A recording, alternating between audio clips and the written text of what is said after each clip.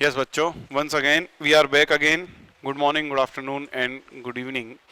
चलिए, last turn पर हम लोग लिंकेज पढ़ रहे थे और लिंकेज में काफ़ी कुछ हमने हल कर दिया था, काफ़ी आगे तक बढ़ चुके थे। अब उसी लिंकेज के कार्यक्रम को थोड़ा सा और आगे और आसान बनाएंगे आपकी ज़िंदगी में, और जो भी गुत्थियाँ अभी तक आपके मन मस्तिष्क में पड़ी हुई हैं उनको और भी ज़्यादा सुलझाने का प्रयास करेंगे। ठीक है, चलिए नेक्स्ट सबसे इम्पोर्टेंट और काम की बात जो आज मैं बताऊँ, संलग्न जीन की गुणसूत्र पर व्यवस्था।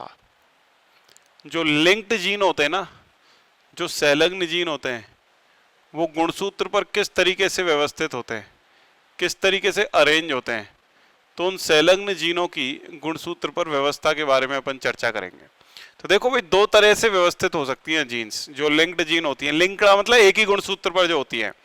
देखिए, सपोज मैं आपके सामने उदाहरण लेके चल रहा हूं, capital A small A capital B, एक डाई हाइब्रिड प्लांट का। भाई द्विसंकर पादप तो लेना ही पड़ेगा, संलग्न के लिए मुझे दो जीन तो चाहिए कम से कम, ए और बी। ऐसे इधर भी मैं एक उदाहरण लेके चल रहा हूं, capital A capital B small B. तो अगर इसमें देखूं तो दो तरह की व्यवस्था कौन कौन सी है। एक तो कह सकते हैं सिस व्यवस्था, जिसको हिंदी में कहते हैं समपक्ष, समपक्ष अरेंजमेंट, और दूसरी को बोलते हैं ट्रांस व्यवस्था, ट्रांस, जिसको अपन हिंदी में बोलते हैं विपक्ष, विपक्ष अरेंजमेंट। सिस एंड ट्रांस, समपक्ष तथा विपक्ष। क्या अंतर है इन दोनों के अंदर, देखना जरा गौर से। सिस या समपक्ष में ये एक गुणसूत्र पर दोनों प्रभावी जीन उपस्थित होंगी एक साथ, कैपिटल ए कैपिटल बी, और इसके समजात वाले दूसरे गुणसूत्र पर दोनों अप्रभावी जीन उपस्थित होंगे एक साथ, स्मॉल ए स्मॉल बी।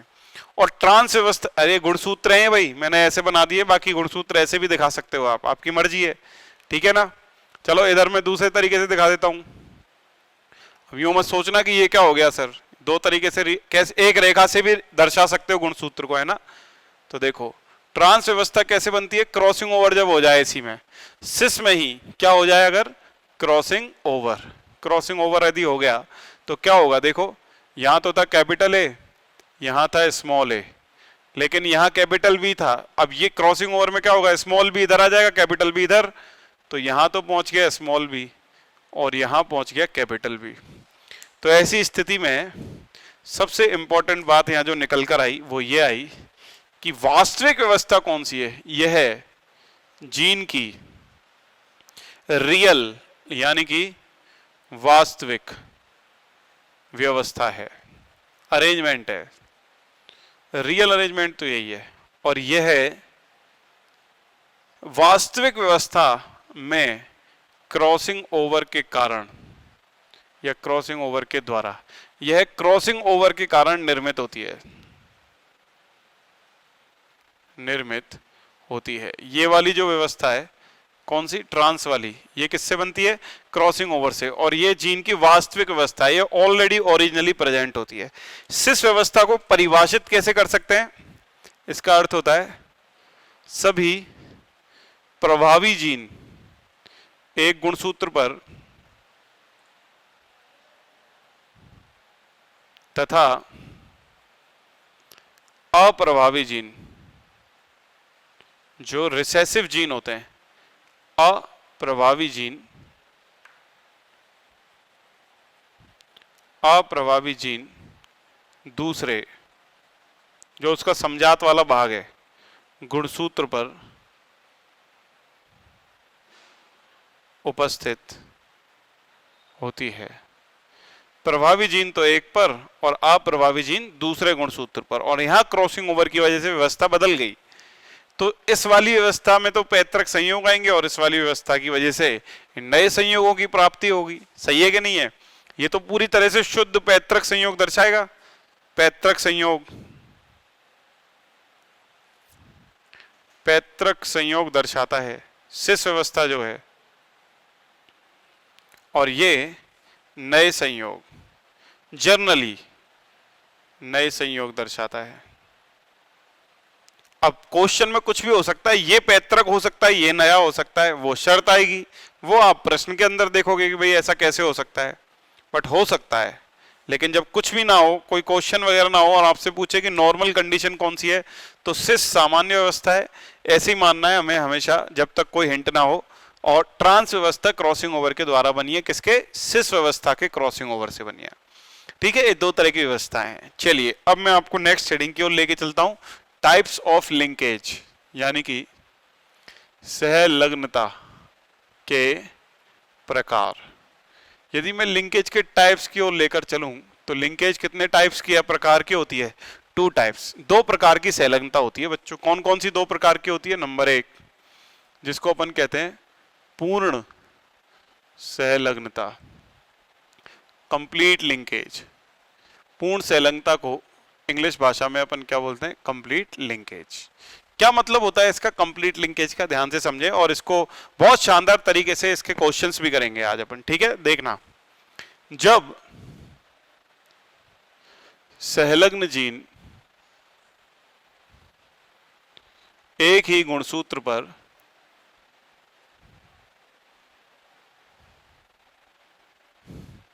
दृढ़ता से जुड़ी हों, या हम कह सकते हैं अत्यधिक समीप हों। नेक्स्ट, इन्हें जीन विनिमय यानी कि क्रॉसिंग ओवर,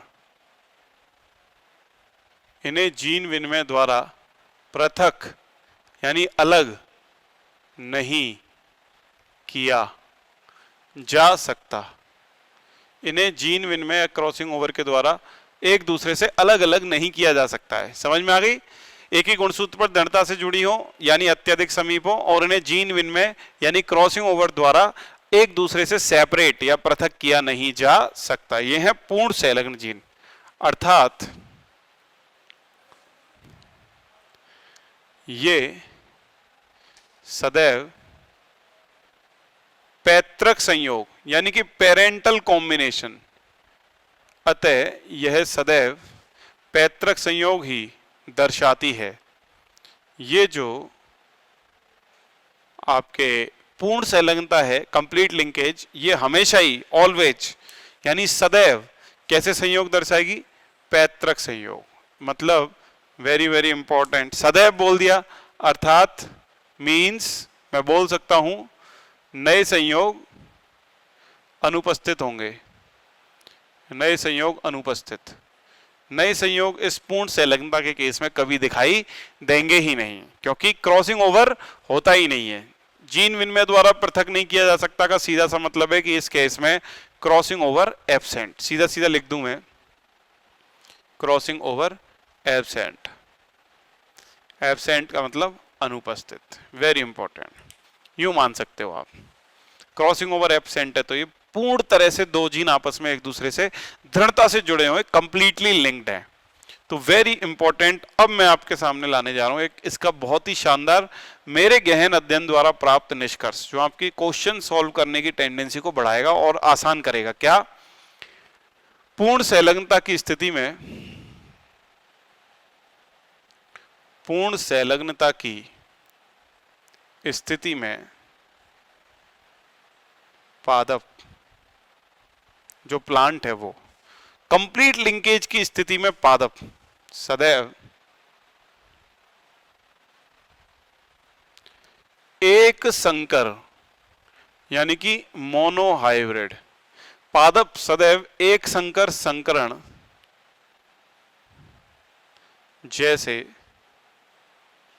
परिणाम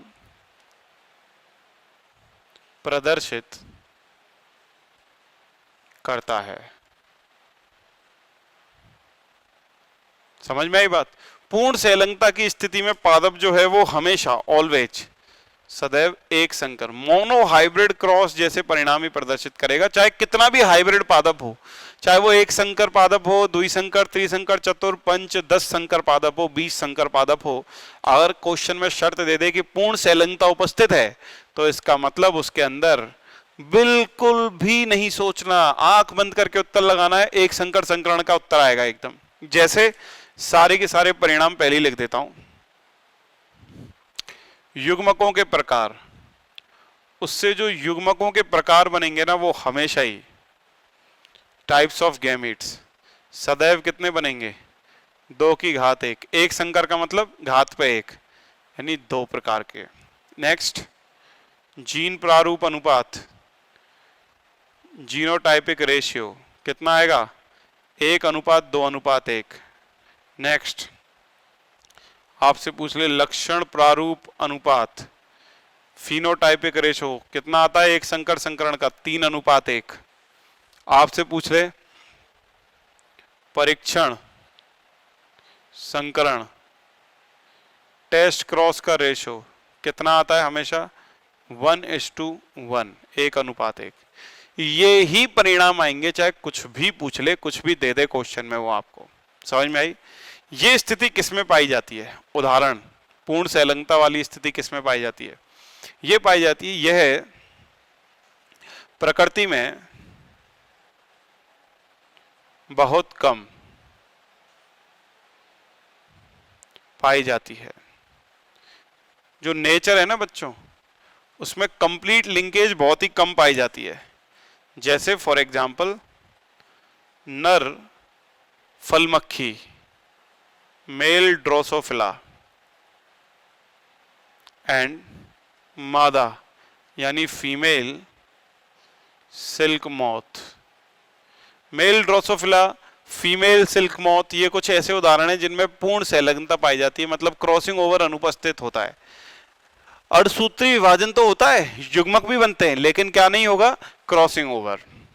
और यही वजह आपको याद होगा, मैंने मॉर्गन का जो प्रयोग करवाता है ना, आज से एक लेक्चर पहले वाली बात करूं, यानी कल से पहले वाली बात करूं मैं, तो मैंने आपको बहुत अच्छे से प्रयोग के अंदर बताया था कि जब F2PD प्राप्त कर रहा था ना मॉर्गन, दोनों ही क्रॉस में, क्रॉस A अथवा क्रॉस B में, तो वो F1 सदस्य में जब उसके जैसे के साथ संकरण करवा रहा था तो केवल मादा वाले में ही क्रॉसिंग ओवर करवा रहा था, ना कि नर वाले में। क्यों? क्योंकि उस वक्त मैंने आपको बताया ही था कि नर ड्रोसोफिला में क्रॉसिंग ओवर नहीं होता, ये बात मैं आगे आपको सिद्ध कर दूंगा। वैसे ही मैंने यहाँ पर उदाहरण भी लिख दिया, देख लो आप। यही 2 उदाहरण है, इसके अलावा प्रकृति में जनरली पूर्ण संलग्नता उपस्थित नहीं होती। नेक्स्ट, कैसे दर्शाएं सर इसको, जैसे फॉर एग्जाम्पल एक उदाहरण दे रहा है वो आपके सामने A B, तो पूर्ण संलग्नता के केस में क्या होगा, एक गुणसूत्र पे कैपिटल A कैपिटल B और उसके सामने उपस्थित दूसरे गुणसूत्र पर स्मॉल a स्मॉल b, तो भाई क्रॉसिंग ओवर तो अनुपस्थित है, तो जो युग्मक बनेंगे वो यही बनेंगे, ये पूरा एक युग्मक बन जाएगा अपने आप में, कैपिटल A कैपिटल B, और ये पूरा दूसरा वाला ये एक युग्मक में चले जाएगा, स्मॉल a स्मॉल b। यानी कि पूर्णतः 100% 100% कैसे संयोग मिल रहे हैं, पैतृक संयोग। जो युग्मक हैं युग्मक, उस युग्मकों के संयोग 100% या 100% कैसे आ रहे हैं, बिल्कुल पैतृक जैसे, capital A capital B small a small b, 100% पैतृक संयोग प्राप्त हो रहे हैं। क्लियर हो गई बात आपके दिमाग में। चलिए, एक प्रयोग के द्वारा इसको सिद्ध भी किया गया है, वो एक्सपेरिमेंट तभी बताऊंगा जब मैं हट रहा हूं। अब मिटा लो, इसको नोट कर लो, मैं मिटाऊंगा पॉज करके पूरे बोर्ड को, है ना। अभी तो इतना मिटा के क्रॉस बता रहा हूं कि हाँ सर आपने जो एक बात लिखी है वो कि मोनो हाइब्रिड जैसा परिणाम प्रदर्शित होगा, तो उस मोनो हाइब्रिड वाली बात को सिद्ध कर दो सर जरा। ये लो मैं अभी सिद्ध कर देता हूं आपके सामने। कैसे प्रूफ करूं इस बात को, बड़े आसान शब्दों में कर सकता हूं। देखो, मैं ड्रोसोफिला में क्रॉस करवाऊंगा, एक तो नर ड्रोसोफिला ले ली मैंने और एक मादा, ये पैतृक ले रहा हूं, F1PD प्राप्त करूंगा, इनसे तो शुद्ध लूंगा, तो शुद्ध ले रहा हूं capital G capital G capital L small g small l small l।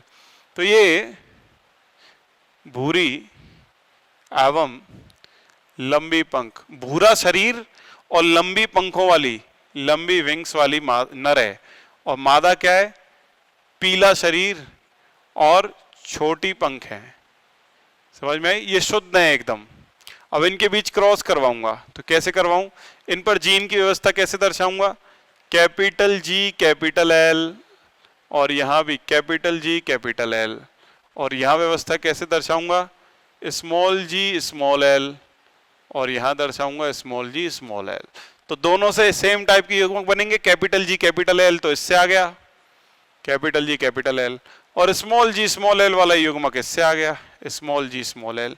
ये बन गया सर आपका F1 संकर। F1 पीढ़ी प्राप्त हो गई जिसमें कैपिटल जी कैपिटल एल दोनों ही जीन है, इसीलिए कैसा होगा, भूरा तथा लंबी पंख वाला। समझ में आई बात। अब मैं इसका करवाऊंगा परीक्षण संकरण, टेस्ट क्रॉस, जांच के लिए कि ये बात सच है कि गलत है। जो भी मैंने अभी करना चाहा, टेस्ट क्रॉस करवाऊंगा तो F1 संकर का क्रॉस करवाते हैं। ये F1 संकर ले लिया मैंने, कैपिटल जी कैपिटल एल, और ये स्मॉल जी स्मॉल एल। इसका क्रॉस रिसेसिव यानी अप्रभावी नर से, सॉरी अप्रभावी पैतृक से करवाते हैं। ये रहा small G small L, small G small L, ये है अप्रभावी पैतृक। ये है F1 संकर, लिख देता हूं इसके सामने, F1 संकर पादप है। अब इसी का परीक्षण क्रॉस इसलिए करवा रहा हूं मैं ताकि मैं इसकी जांच करना चाह रहा हूं कि इसमें पूर्ण संलग्नता है कि नहीं। अब निश्चित रूप से जो उदाहरण लिया है मैंने वही मानना पड़ेगा। ड्रोसोफिला के नर में जांच करनी है मुझे, पूर्ण संलग्नता है कि नहीं। तो 100% में इसको नर मानूंगा और इसको क्या मान के चलूंगा, मादा। देखो आप यहां ये गलती कर सकते हो, बहुत बड़ी गलती है ये। अगर आपने इस F1 संकर को मादा ले लिया तो गड़बड़ हो जाएगी भाई, क्योंकि मादा में तो, मादा ड्रोसोफिला में तो क्रॉसिंग ओवर होता है, और मादा में क्रॉसिंग ओवर होगा तो ये तो गड़बड़ी हो जाएगी। स्मॉल एल इधर चले जाएगा, कैपिटल एल इधर, दो अलग टाइप के युग्मक बन जाएंगे, नए टाइप के। और यहां तो क्रॉसिंग ओवर हो भी जाए तो भी कोई फर्क नहीं पड़ेगा। मैंने अप्रभावी को मादा क्यों लिया है, क्योंकि अगर क्रॉसिंग ओवर होगा ही मादा में तो होना ही है, और क्रॉसिंग ओवर हो भी जाएगा तो भी परिणाम पे कोई फर्क नहीं पड़ेगा। तो मैं नर की जांच कर पाऊंगा सही मायने में कि उसमें क्रॉसिंग ओवर है कि नहीं। तो जिसका परीक्षण करना है उसी को नर की तरह लूंगा मैं। क्लियर हो गई बात। ये इसीलिए मैंने लाल रंग से दर्शाया। क्रॉस करवाऊंगा तो इससे दो तरह के युग्मक बनेंगे भाई। कौन कौन से दो तरह के युग्मक बनना है देख लो। एक तो पूरा ये एक युग्मक है, कैपिटल जी कैपिटल एल, क्योंकि क्रॉसिंग ओवर होता नहीं है इसमें। और एक ये पूरा एक युग्मक हो गया स्मॉल जी स्मॉल एल। और इनका अगर मैं क्रॉस करवाऊंगा किसके साथ, इसके साथ, तो इससे एक ही तरह का युग्मक मिलेगा स्मॉल जी स्मॉल एल। इनको मिला के लिख दो capital G small G capital L small L, small G small L small L. अब जैसे ये मैंने किया तो ये कैसा बन गया, भूरा शरीर, और कैपिटल एल का मतलब लंबी पंखों वाला, और ये पीला शरीर और छोटी पंखों वाला। अब आप देख लो, आपको खुद पता चल जाएगा इसमें जीन प्रारूप अनुपात और फिनोटाइप यानी लक्षण प्रारूप अनुपात क्या आ रहा है। जीन प्रारूप 1:1 आ रहा है, लक्षण प्रारूप अनुपात भी क्या आ रहा है, 1:1 ही बन रहा है, 1:1। ये बिल्कुल किसके जैसा परिणाम है, मोनो हाइब्रिड क्रॉस के समान। जबकि मैंने प्रयोग में कितने हाइब्रिड पादप लिया है बताओ आप। ये F1 संकर द्विसंकर है कि नहीं है, दो लक्षणों की वंशागति का अध्ययन हो रहा है। डाई हाइब्रिड लिया था मैंने पैतृक, जबकि मुझे रिजल्ट किसके, डाई हाइब्रिड टेस्ट क्रॉस का परिणाम क्या होता है, 1:1:1:1। जबकि यहां डाई हाइब्रिड टेस्ट क्रॉस का अनुपात क्या आ गया बदलकर, 1:1 केवल, जो कि कौन से हाइब्रिड टेस्ट क्रॉस का रिजल्ट है, मोनो हाइब्रिड। इसीलिए तो भाई मैंने यहाँ पे लिखा है बहुत अच्छे से कि पूर्ण संलग्नता की स्थिति में पादप सदैव एक संकर संकरण जैसे परिणाम दर्शाता है, क्योंकि क्रॉसिंग ओवर होता ही नहीं है। इसके द्विसंकर होने के बावजूद भी इसने एक संकर संकरण जैसे परिणाम दर्शाए। अब यहाँ पर शर्त या वेरी इंपॉर्टेंट स्पेशल नोट ध्यान में रखना है आपको, और वो नोट क्या है, F1 संकर को मादा नहीं लेंगे, मादा की तरह इसको नहीं ले सकते F1 संकर को, क्योंकि फीमेल ड्रोसोफिला में, मादा ड्रोसोफिला में क्रॉसिंग ओवर क्या होता है, उपस्थित होता है। फीमेल ड्रोसोफिला में क्या पाया जाता है, क्रॉसिंग ओवर। इसीलिए हम उसको मादा की तरह नहीं लेंगे, ये खास बात ध्यान रख लें। तो भाई ये भी मैंने सिद्ध कर दिया। इसी के साथ कंप्लीट लिंकेज समाप्त। अब इसके क्वेश्चन देख लेते हैं कि हमने जो पढ़ा है क्या वो सच में सही है कि गलत, उसका अनुप्रयोग करके देख लेते हैं। तो चलिए इधर के हिस्से को मिटा देता हूं मैं, उस वाले हिस्से को, उस पर क्वेश्चन कराऊंगा तो नोट कर लेंगे आप इसे पॉज करके। तो ये देखो, पूर्ण संलग्नता आपके निपट गई। पूर्ण संलग्नता का मतलब दो जीन के बीच में दूरी है ही नहीं, दो जीन बिल्कुल यूं मान लो अतिव्यापित ही कर रहे हैं एक दूसरे को, ऐसा मान सकते हो। इसीलिए उनको कभी कोई क्रॉसिंग ओवर जैसी घटना अलग नहीं कर सकती, इसीलिए वो दो जीन एक जीन की तरह व्यवहार करेंगे और इसीलिए यहां पर रिजल्ट मोनोहाइब्रिड जैसा प्राप्त होगा। चलिए एक प्रश्न कर लेते हैं, उससे और क्लियर होगा आपका। एक द्विसंकर डाइहाइब्रिड,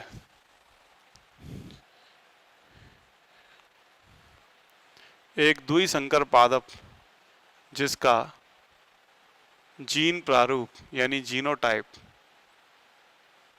एक द्विसंकर पादप जिसका जीनोटाइप AABB है, में कंप्लीट लिंकेज यानी कि पूर्ण संलग्नता उपस्थित है। इसमें क्या पाई जाती है?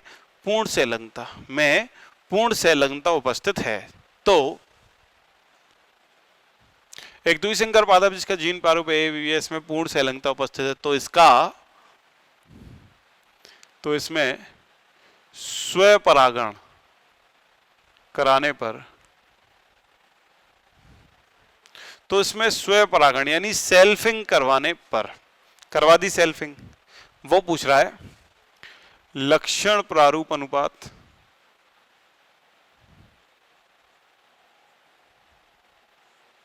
नंबर 2, जीन प्रारूप अनुपात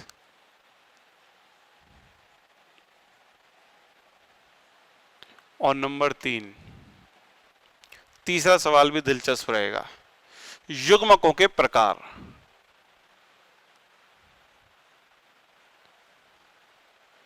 तीनों चीज बताइए क्या होगी। बड़ा आसान है, चलिए मैं ही बता देता हूं इसका हल या सॉल्यूशन कर देते हैं इसका। Capital A small A capital B small B का क्रॉस इसी के साथ कर रहे हैं।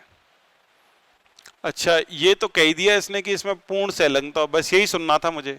वैसे तो उत्तर में सीधा दे सकता हूं, लक्षण प्रारूप 3:1 आएगा, जीन प्रारूप 1:2:1 आएगा और युग्मक बनेंगे 2। कैसे? 2 प्रकार के, क्योंकि मैं एक नियम जानता हूं, मैंने अभी पढ़ाया और सिद्ध भी कर रखा है इधर साइड में, क्या कि पूर्ण संलग्नता की उपस्थिति में चाहे कितने भी संकर पादप हो, उसके परिणाम हमेशा किसके जैसे होंगे? मोनोहाइब्रिड क्रॉस यानी एक संकर संकरण जैसे।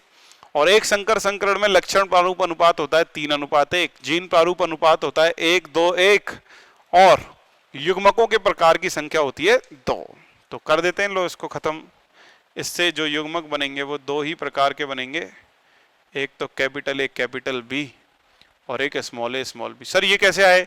अरे समपक्ष व्यवस्था होगी ना गुणसूत्र पर जीनों की, कैपिटल ए कैपिटल बी, एक पर तो होंगे प्रभावी वाले, एक पे होंगे अप्रभावी। अभी तो बताई थी वास्तविक अवस्था समपक्ष होती है, तो क्रॉसिंग ओवर होगा ही नहीं, क्रॉसिंग ओवर होगा ही नहीं, तो कैपिटल ए के साथ स्मॉल बी कभी नहीं आएगा और स्मॉल ए के साथ कैपिटल बी कभी नहीं आ सकता। इसका मतलब ये अपने आप में एक युग्मक कहलाएगा और ये अपने आप में दूसरा युग्मक कहलाएगा। इसका मतलब 2 टाइप्स के युग्मक बनेंगे भाई। इसी का इसके साथ क्रॉस करवा के देख लो आप, capital A capital B small B, checker board बनाने की पड़ी है तो ये बना लो, capital A capital B small A, यही बनेंगे। इससे भी दोनों गैमीट बना लो 4 प्रकार के, capital A capital B capital B, capital A capital B small B, capital A capital B small B, small B. देख लो आप, जीनोटाइप और फिनोटाइप, इसमें दोनों प्रभावी, इसमें भी दोनों प्रभावी हैं, इसमें भी दोनों प्रभावी, तो 3 तो प्रभावी हो गए और 1 अप्रभावी। ये तो हो गया लक्षण प्रारूप। जीन प्रारूप 1 पूर्ण प्रभावी, 2 संकर और 1 अपूर्ण प्रभावी, सॉरी अप्रभावी। तो ये वही उत्तर आ गया जो मैंने पहले सोचा था। देख लो 2 टाइप के युग्मक, 3:1, 1:1। मैं कह रहा हूं ना, हमेशा पूर्ण संलग्नता का मतलब पैतृक संयोगी आएंगे तो एक संकर जैसे ही परिणाम आएंगे। आप चाहे कोई सा क्वेश्चन कर लो। एक क्वेश्चन और करा देता हूं आपको दिल की संतुष्टि के लिए। एक त्रिसंकर पादप जिसका जीन प्रारूप जीनोटाइप AABBCC है, में पूर्ण संलग्नता उपस्थित है, पूर्ण संलग्नता यानी कंप्लीट लिंकेज उपस्थित है। तो नंबर 1, इसके टेस्ट क्रॉस परीक्षण संकरण बाद या परीक्षण संकरण में प्राप्त जीनोटाइप एंड फिनोटाइपिक रेशो क्या होंगे। दूसरा, ऐसे युग्मक, ऐसे गैमीट्स, ऐसे युग्मक कितने परसेंट बनेंगे, ऐसे युग्मक कितने प्रतिशत बनेंगे जिसमें तीनों प्रभावी जीन उपस्थित हों या प्रभावी एलील उपस्थित हों। 2 प्रश्न पूछ लिए भाई। लो, मोनो हाइब्रिड की तरह करना है, ये आपको कैसे पता चल गया, इसमें पूर्ण संलग्नता है। अब मोनो हाइब्रिड के उत्तर दे दो, वही आंसर है। इसमें टेस्ट क्रॉस से जीनो फिनो सेम आता है, 1:1 ही आएगा उत्तर। ऐसे युग्मक कितने बनेंगे, तीनों प्रभावी एलीलों। भाई युग्मक तो 2 ही तरह के बनने, एक में सारे प्रभावी होंगे, एक में सारे अप्रभावी, यानी कि आंसर आएगा 50%। फिर भी कर लेते हैं, आपके मन की संतुष्टि के लिए सॉल्यूशन जरूरी है बच्चों, ध्यान रखना। देखो, ये होगी गुणसूत्र पर जीन की व्यवस्था, capital A, capital B, capital C, और इसके समजात वाले पर स्मॉल ए, स्मॉल बी और स्मॉल सी। तो इससे एक प्रकार के युग्मक तो ये बन जाएंगे और दूसरे प्रकार के युग्मक बन जाएंगे A B C without crossing over, यानी कि तीनों प्रभावी एलील आ रही हैं जिसमें ये रही, ये ऐसे कितने बनेंगे, 50%।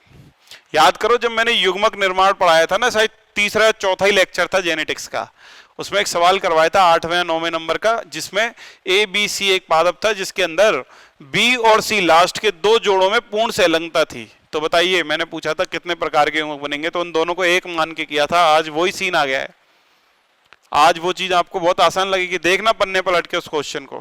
अच्छा, परीक्षण संकरण कराओ जरा इसका संकर पादप बनाओगे तो संकर पादप तो ये रहा, इस संकर पादप से ये 2 तरह के युग्मक बने, इसका अप्रभावी सदस्य के साथ क्रॉस करवा दो, ऐसे के साथ जिसपे ये वाले एलील्स उपस्थित हों, यानी संकर का सीधा सीधा सा परिणाम ये निकलने वाला है। 2 तो युग्मक ये बन गए, capital A, capital B, capital C, small A, अरे बहुत जल्दीबाजी है, स्मॉल ए, स्मॉल बी, स्मॉल सी, और जो इसका दूसरा पार्टनर है, क्या कर दिया मैंने भी, चेकर बोर्ड के बाहर लिखे जाते हैं युग्मक,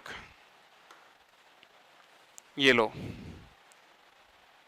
इसका जो दूसरा आया ये वाला, इससे तो एक ही तरह का बनेगा, स्मॉल ए, स्मॉल बी, स्मॉल सी। बना दो, capital A, small A, capital B, small B, capital C, small C, small A, small, small B, small B, small C, small C, बस 2 ही बन रहे हैं, यानी कि 1:1, 1:1। टेस्ट क्रॉस में तो वैसे भी पता है जीन प्रारूप और लक्षण प्रारूप अनुपात सेम आते हैं। देख लो, ट्राई हाइब्रिड प्लांट होते हुए भी, त्रिसंकर पादप होते हुए भी परिणाम बिल्कुल किसके जैसे हैं, एक संकर संकरण यानी मोनो हाइब्रिड के जैसे। चलिए 2 क्वेश्चन करा दिए, बहुत हो गया। अब दूसरा प्रकार पढ़ते हैं लिंकेज का। इधर इसको नोट कर लो फटाफट से, लो मिटा लो, उसको पॉज कर लेना और नोट कर लेना आराम से, और फिर अनपॉज करना। ये तुम्हारी किस्मत है कि तुम मुझे मिटाते हुए भी देखते हो बोर्ड पे, है ना। चलिए करते हैं स्टार्ट। टाइप नंबर 2 जिसका नाम है इनकम्प्लीट लिंकेज, अपूर्ण संलग्नता। इनकम्प्लीट लिंकेज या अपूर्ण संलग्नता, ये काफी इंटरेस्टिंग और दिलचस्प रहेगी, इसको भी समझिए ध्यान से। अपूर्ण संलग्नता क्या है, बड़े आसान शब्दों में बताऊं तो संलग्न जीन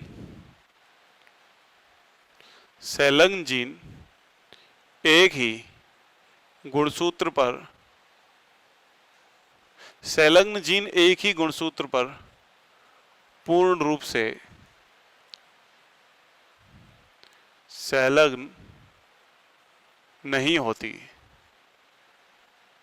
तभी तो नाम पड़ा अपूर्ण। अर्थात संलग्न जीन को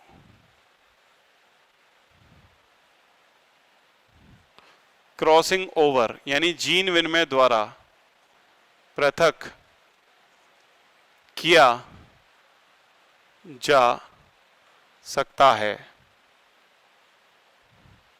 अर्थात इससे एक परिणाम और निकल गया, क्या? अर्थात यहां पैतृक संयोग के साथ साथ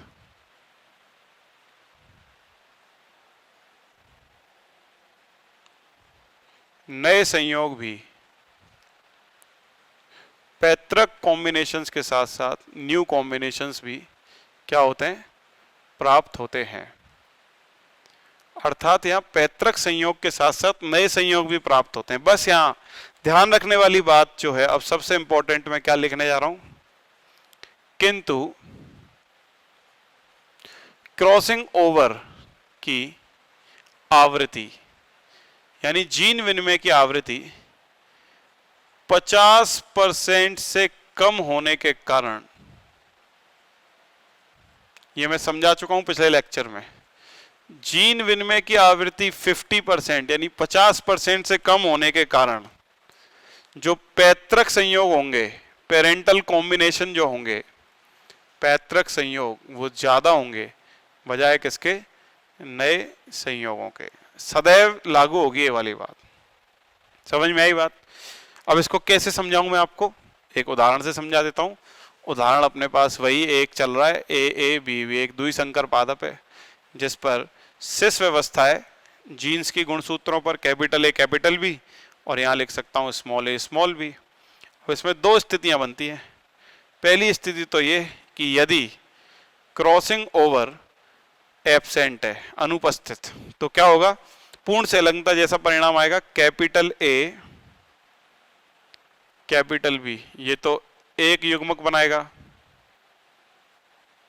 और दूसरा जो इसका भाग है स्मॉल ए स्मॉल बी, ये एक युग्मक बनाएगा। समझ में आई बात? और इस पूरे समूह को मैं बोल दूंगा कौन से संयोग?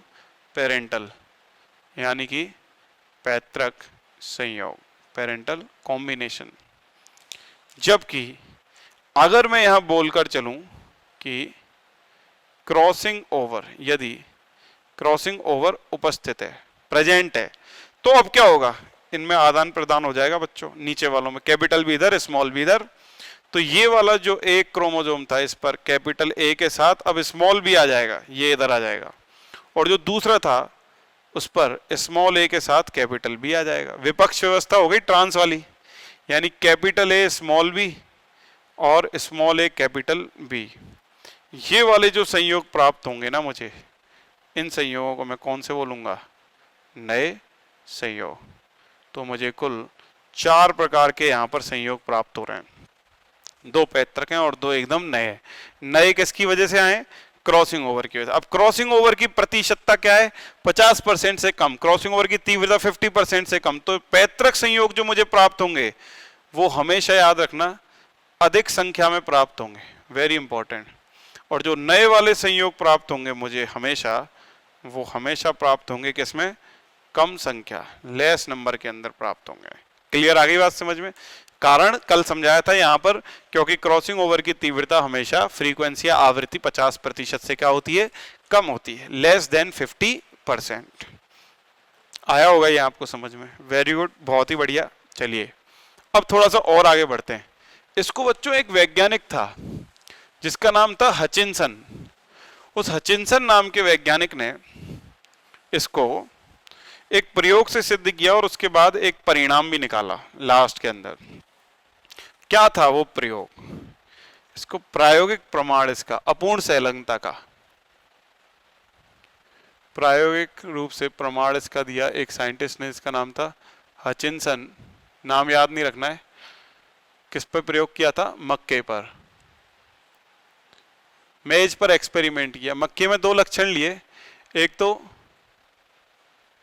बीज पत्र रंगीन और एक हो सकता है रंगहीन, ठीक है, और एक एल्यूरोन परत। एल्यूरोन जो है वो फूली हुई भी हो सकती है और वो खुरदरी भी हो सकती है। क्लियर? तो इनको उसने कुछ चिन्हों से दर्शाया, जैसे रंगीन को कैपिटल सी से और रंगहीन को स्मॉल सी से, फूली को कैपिटल एफ से और खुरदरी को स्मॉल एफ से। तो क्रॉस करवाएगा तो कैसे करवाएगा? पैतृक तो हमेशा शुद्ध लक्षणों वाले लेगा, तो तो capital C capital F, capital C capital F, समयुग्म जी। समझ में आई बात? और दूसरा पैतृक समयुग्म जी होगा लेकिन अप्रभावी होगा, small C small F, small C small F. ये मक के लिए इसने। ये तो है रंगीन फूला, क्या बोल सकता हूं उसको? रंगीन फूला। और ये कैसा है? रंगहीन खुरदरा। क्लियर? इनके बीच क्रॉस करवाया तो एक एक इनमें से आ गया गुणसूत्र। कैपिटल सी कैपिटल एफ इधर से आ गया, स्मॉल सी स्मॉल एफ इधर से आ गया और इसने बना दिया F1 संकर। अब अगेन मैं जैसे पूर्ण संलग्नता में मैंने परीक्षण संकरण से साबित किया था, वैसे यहां भी टेस्ट क्रॉस से साबित करूंगा। अब नर और मादा का चक्कर ही नहीं है क्योंकि ये तो मक्का है, मक्का में तो क्रॉसिंग ओवर नर में भी होगा और मादा में भी। तो चलो F1 संकर को मैं कुछ भी ले सकता हूं, मान लो मैंने इसको नर ले लिया तो ये हो गया capital C capital F, small C small F. इसका क्रॉस अप्रभावी पैतृक से करूंगा, ये रहा अप्रभावी, small C small F, small C small F से। क्लियर? तो कैसे करूं भाई? ये तो एक ही प्रकार का युग्मक बनाएगा, ये बना दिया इसने तो युग्मक स्मॉल सी स्मॉल एफ, खत्म हो गया ये। अब इसकी यदि बात करें तो ये कैसे कैसे बनाएगा? एक और एक, ये जो दो युग्मक बना रहा है, एक तो ये as it is capital C capital F और एक दूसरा स्मॉल सी स्मॉल एफ। ये दो युग्मक तो वो बने जिसमें कोई क्रॉसिंग ओवर नहीं हुआ, क्रॉसिंग ओवर अनुपस्थित रहा है, यानी पूर्ण रूप से पैतृक। और अब दो युग्मक ये ऐसे बनाएगा जिसमें क्या दर्शाएगा? क्रॉसिंग ओवर की उपस्थिति।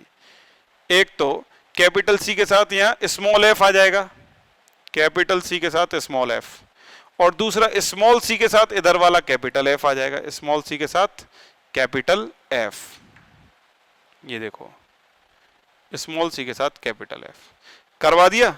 अब बनाओ संततियां, capital C small C capital F small F, small C small C small F small F, capital C small C small F small F, small C capital F small F. ये चार संततियां बनी। इनके जरा एक बार लक्षण प्रारूप देखना।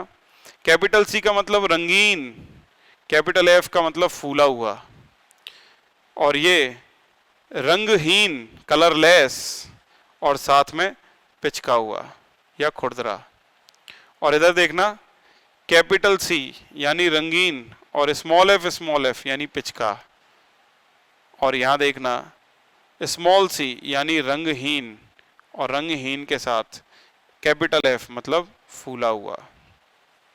अब आप देखो ये जो दो हैं, रंगीन फूला और रंगहीन पिचका, ये देखो रंगीन फूला और ये है रंगहीन पिचका, यानी ये तो दोनों की दोनों जो पहले आए हैं एकदम कैसे आए? पैतृक संयोग आए।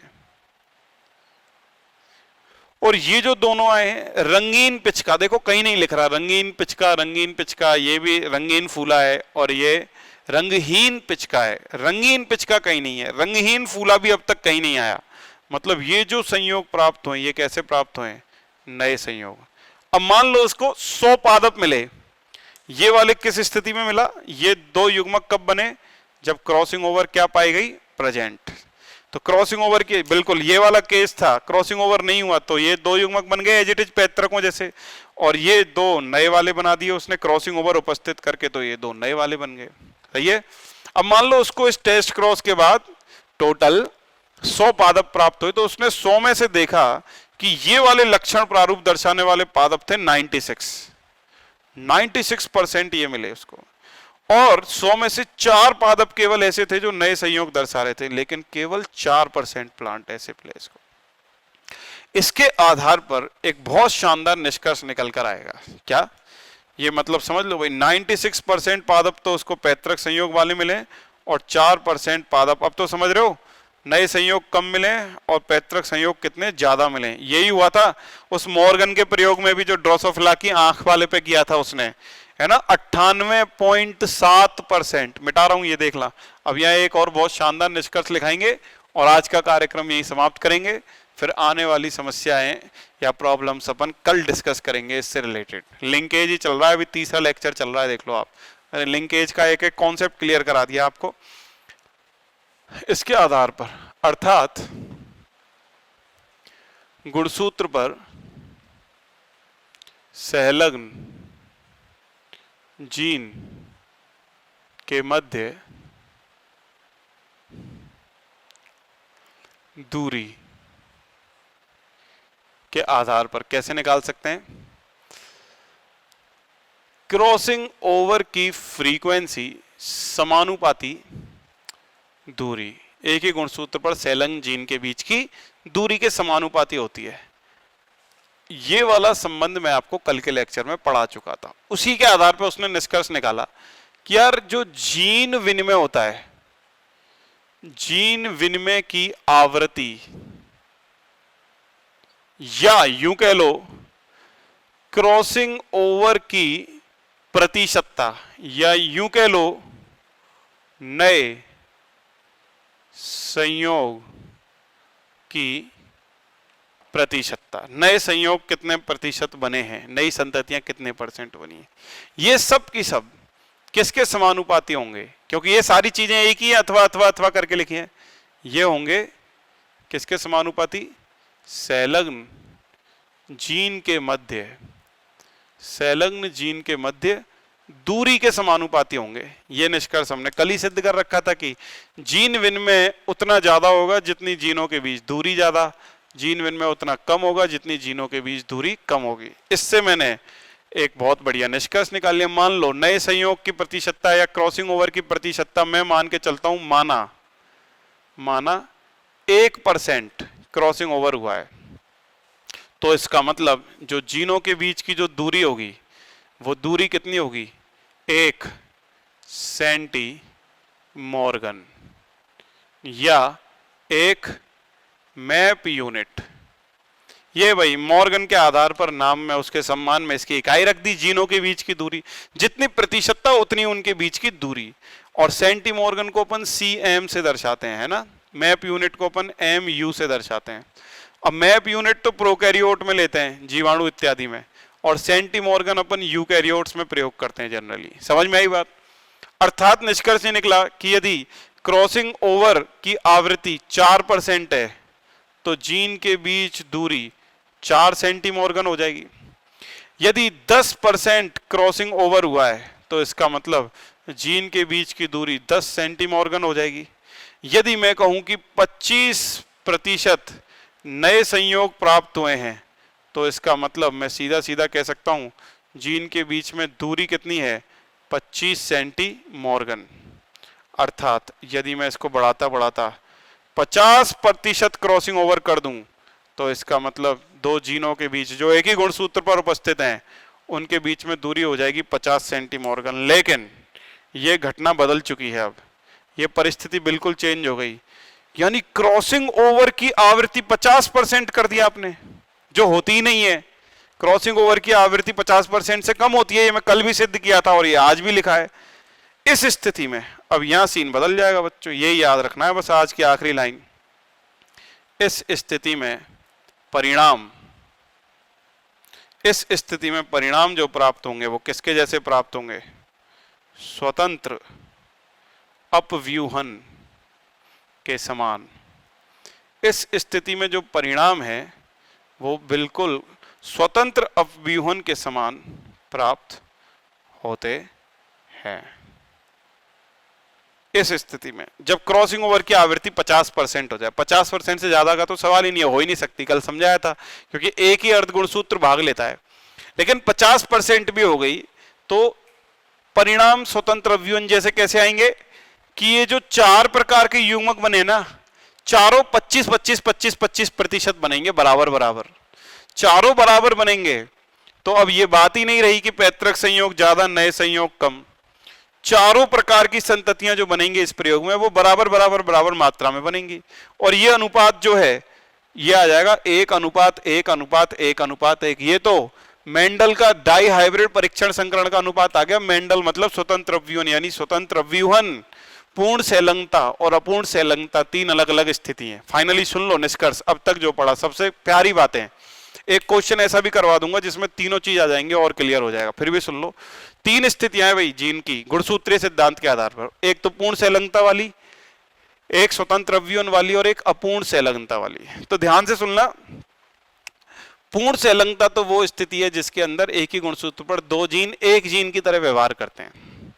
अपूर्ण संलग्नता वो स्थिति है जो पूर्ण संलग्नता और स्वतंत्र अवयवन के बीच में आती है, जिसमें संलग्नता तो है लेकिन जीन विनिमय भी है। संलग्नता ज्यादा है और जीन विनिमय कम है।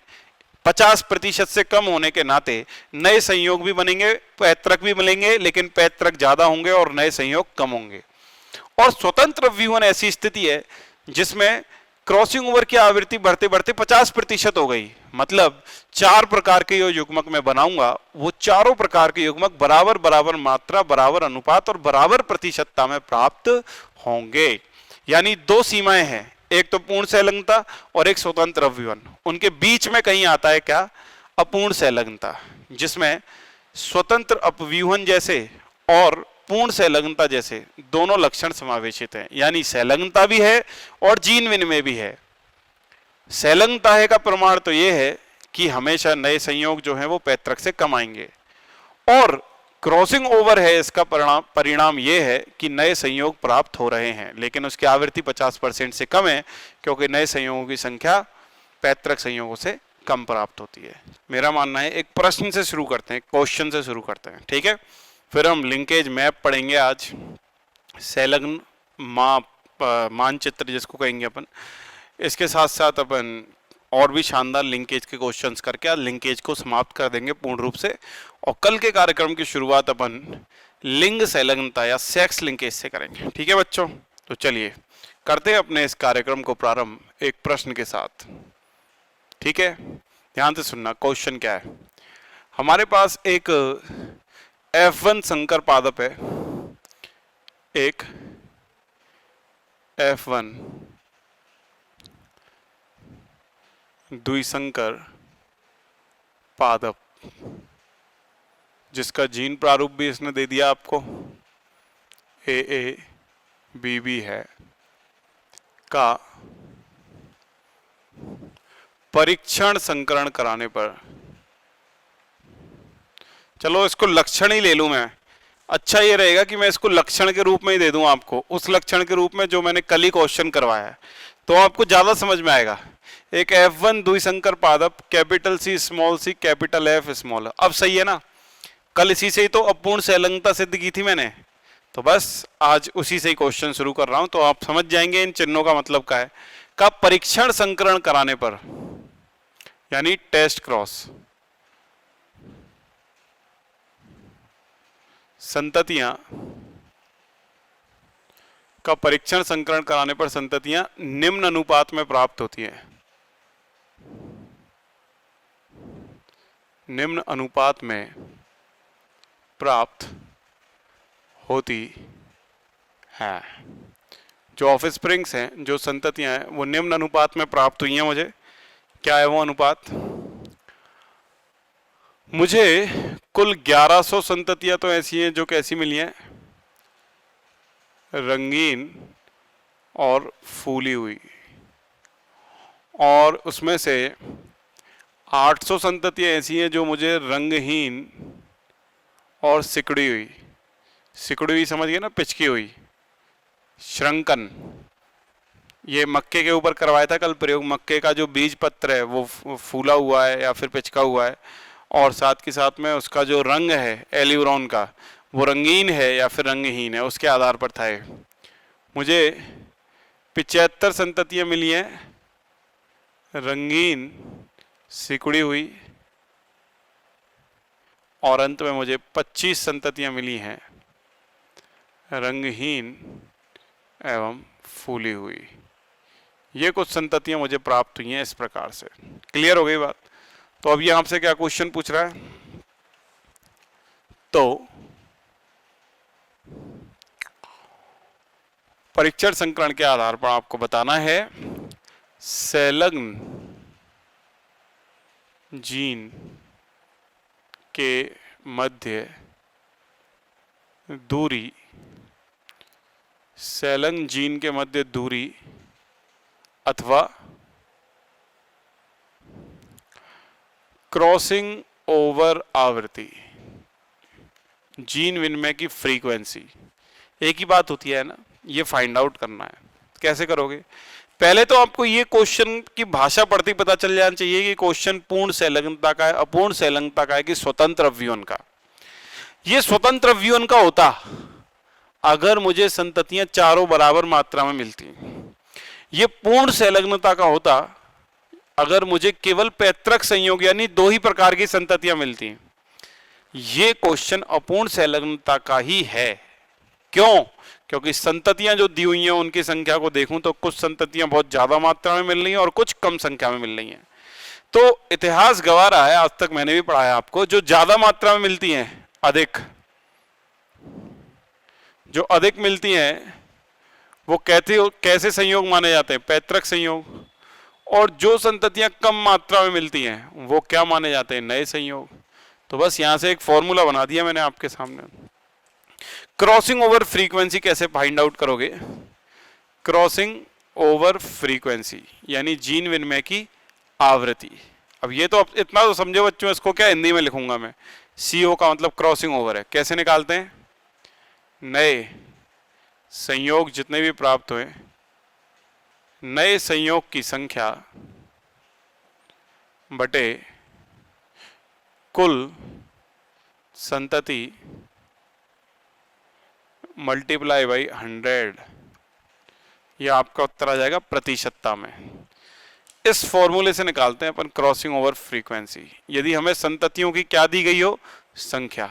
ये लो एक और फॉर्मूला आपके सामने लाके मैंने विस्तार से खड़ा कर दिया। तो इसके आधार पर आप क्रॉसिंग ओवर फ्रीक्वेंसी निकालने जाओगे तो नए संयोग कितने भाई? नए वाले ये रहे जो कम बनते हैं। जो कम बनते हैं वो नए हैं, ये मैं आपको अच्छे से बता चुका हूं। तो 75 प्लस 25 कितने हो गए? 100 बटे कुल कितने जोड़ लो? 100 और 800 900 और 1100 टोटल हो गए 2000। गुणा 100 करोगे आप तो उत्तर आ जाएगा 5%। क्रॉसिंग ओवर फ्रीक्वेंसी जीन विनिमय की आवृत्ति आई है 50%। और दूसरा फॉर्मूला जो मैंने आपको कल पढ़ाया था वो क्या बताया था? Crossing over frequency is directly proportional यानी समानुपाती होती है संलग्न जीन के बीच की दूरी। संलग्न जीन के मध्य दूरी के, डिस्टेंस, वेरी इंपॉर्टेंट।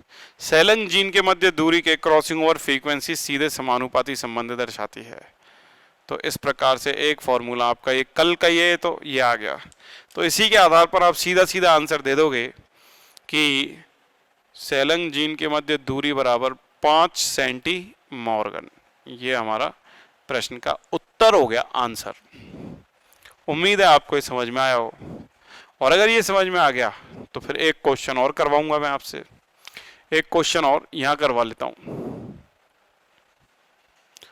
दो जीन परस्पर संलग्न कब कहलाती हैं? दो जीन परस्पर संलग्न कब कहलाती हैं? जो दो जीन्स हैं उनको हम परस्पर संलग्न कब कहेंगे? क्या शर्त है उनके लिंकेज या लिंक्ड कहलाने की? तो इसका आंसर तो बड़ा आसान है, जब जीन विनिमय की आवृत्ति यानी क्रॉसिंग ओवर फ्रीक्वेंसी कितनी हो? Less than 50%। जीन विनिमय की आवृत्ति जब 50% से कम होती है ना, उस समय दो जीन परस्पर क्या कहलाती हैं? संलग्न। और यह स्थिति अपूर्ण संलग्नता की परम आवश्यक शर्त है। चलो इसी के आधार पर एक क्वेश्चन और करवा लें। ये एक नई वैरायटी करवा लेंगे आपसे। इसका कारण मैं बता चुका हूं कि क्यों क्रॉसिंग ओवर की फ्रीक्वेंसी को लेस देन 50% लेते हैं। 50% से ज्यादा का तो भूल जाओ, कभी आंसर नहीं आ सकता, कभी सवाल ही नहीं उठता 50% से ज्यादा, क्योंकि केवल क्रॉसिंग ओवर में दो गुणसूत्रों के संतति असंतति अर्ध गुणसूत्र भाग लेते हैं। केवल दो गुणसूत्र जो है समझात, उनके भी दो अर्ध गुणसूत्रों में से केवल एक ही भाग ले रहा है। तो दो तो सेफ बच गए, तो उन पर तो आंच ही नहीं आ रही। इसीलिए 50% या उससे कम ही होगी हमेशा। 50% के आधार पर भी एक क्वेश्चन करवा दो।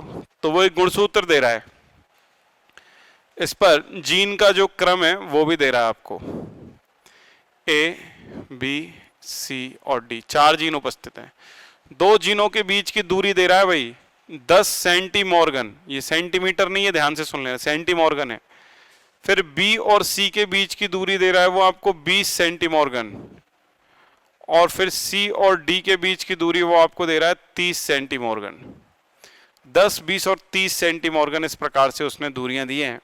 अब वो पूछ रहा है क्वेश्चन में, यदि जीन ए तथा डी परस्पर, यदि जीन ए तथा डी परस्पर संलग्न हैं, जीन ए और डी परस्पर संलग्न हैं, तब इनके मध्य क्रॉसिंग ओवर फ्रीक्वेंसी क्या होगी, इनके बीच परस्पर क्रॉसिंग ओवर की आवृत्ति क्या होगी यदि ए और डी जीन आपस में एक दूसरे के साथ क्या है, संलग्न है। कैसे करोगे, अब तो आंसर आ जाना चाहिए। अब आप क्या करोगे, ये सेंटीमॉर्गन में दूरी है, इसके समानुपाती वाला फॉर्मूला लगाओगे तो उस हिसाब से कितना आ रहा है, 30 और 20 50 और 10 60% क्रॉसिंग ओवर असंभव, हो ही नहीं सकता। मैंने अभी भी तो कहा 60% क्रॉसिंग ओवर नहीं हो सकता, 50% तो लास्ट लिमिट है जिसमें भी संलग्नता तो 0 हो जाती है और रिजल्ट कैसे आ जाते हैं, स्वतंत्र अव्यूहन जैसे। और यहां तो इसने दूरी दिखा रखी है 60 सेंटीमॉर्गन, और साथ में क्वेश्चन में कहा है कि परस्पर संलग्न है, तो अब उत्तर तो हमें कुछ ना कुछ देना ही पड़ेगा। क्या दें, इस दूरी के हिसाब से 60 कभी नहीं दे सकते, संलग्न के साथ 50% से ज्यादा 51% भी आंसर नहीं आ सकता कभी भी। तो फिर हम मिनिमम क्या आंसर दें, तो ऐसी स्थिति में हमारे पास एक ही केस बचा, क्रॉसिंग ओवर फ्रीक्वेंसी 50% जो है उससे या तो कमी रहेगी या फिर इसके बगल में इस तरह का निशान बना देंगे, 50% से कम अथवा 50% के बराबर, यह आंसर हो जाएगा। और इसमें भी अगर 50% के बराबर दे रखा है तो इसका सीधा सीधा मतलब है कि अपूर्ण संलग्नता को छोड़ जाओ, भूल जाओ, आंसर है स्वतंत्र अपव्यूहन। जो रिजल्ट आएंगे वो आपके पूर्ण रूप से किसके जैसे आएंगे, स्वतंत्र अपव्यूहन के जैसे। ऐसा लगेगा कि ये सारे जीन जो हैं अलग अलग गुणसूत्रों पर उपस्थित हैं। तो याद रखना भाई, कभी भी ऐसे झांसे में मत आ जाना, वो क्वेश्चन में फंसाएगा आपको, फंसना नहीं है। 50 से ज्यादा आ रहा है तो आपको आंसर देना है लेस देन 50% या equals to 50%, not more than 50%। इस बात का बेहद ध्यान रखना है। चलिए अब इन्हीं दो तथ्यों को बेस बनाकर, आधार बनाकर एक बहुत ही शानदार सी नई हेडिंग और पढ़ डालते हैं। चलिए पहले हट जाता हूं, इनको नोट कर लो। 3 क्वेश्चन तो यहीं करवा दिए अभी के अभी, लेक्चर शुरू होते ही हट गया, नोट कर लिया, पॉज करके अब मिटा रहा हूं और एक नई हेडिंग पढ़ाऊं।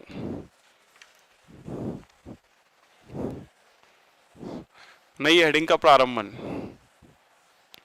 क्या है, वो नई हेडिंग ध्यान से सुने और समझे। वो नई हेडिंग है जीन मानचित्र या संलग्नता मानचित्र, या इंग्लिश में लिख देता हूं genetic map. Gene map, linkage map, genetic map या गुणसूत्रीय मानचित्र भी कह सकते हैं इसको। एक नाम और लिख देता हूं, क्रोमोसोमल मैप, हिंदी में गुणसूत्रीय मानचित्र, ये भी कह सकते हैं इसको। क्या है ये हेडिंग और किसने दी, ये भी याद रखना है किसने दिया है इसको। ये भी एनसीईआरटी में विस्तृत रूप से दिया गया है, पढ़ाया गया है। चलिए पहले इसको मिटा देता हूं यहां से, फिर बची हुई जगह पे आपको ये हेडिंग पढ़ाई जाएगी और बैक टू बैक इसके 2 क्वेश्चंस भी करवाए जाएंगे। ठीक है भाई। इसे जो मॉर्गन था उसके शिष्य ने, इसे मॉर्गन के शिष्य, मॉर्गन का स्टूडेंट है ना, जैसे आप मेरे शिष्य हो, मॉर्गन के शिष्य नाम है स्टुटवेंट।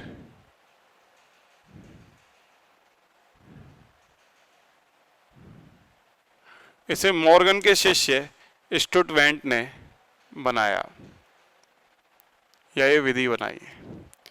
इसे 2 आधारों पर बनाया गया। 2 आधार हैं इसके, 2 बेस हैं ये बनाने के। आनुवांशिक मानचित्र कैसे बनाए जाते हैं उसके 2 आधार हैं। पहला आधार तो ये percentage of crossing over is equals to new combination, नए संयोग बटे कुल संतति गुणा 100%। और दूसरा, percentage of crossing over is directly proportional to संलग्न जीन के बीच की दूरी।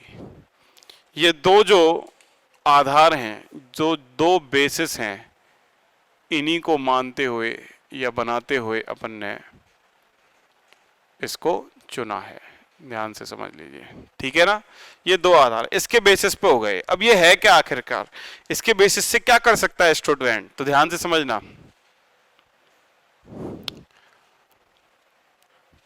एक गुणसूत्र पर उपस्थित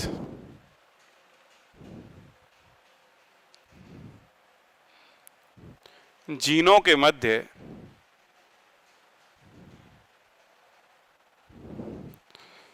क्रॉसिंग ओवर या जीन विनिमय की तीव्रता या जीन विनिमय की आवृत्ति के आधार पर परस्पर इनके मध्य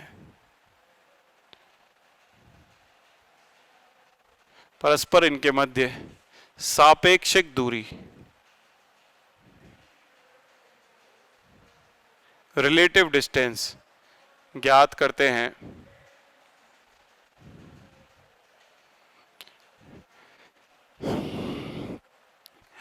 इसके आधार पर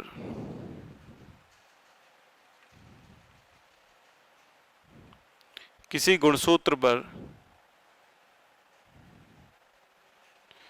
इसी के आनुवांशिक मानचित्र या जेनेटिक मैप के आधार पर किसी गुणसूत्र पर जीनों का या जीनों की स्थिति एवं अनुक्रम पता किया जा सकता है।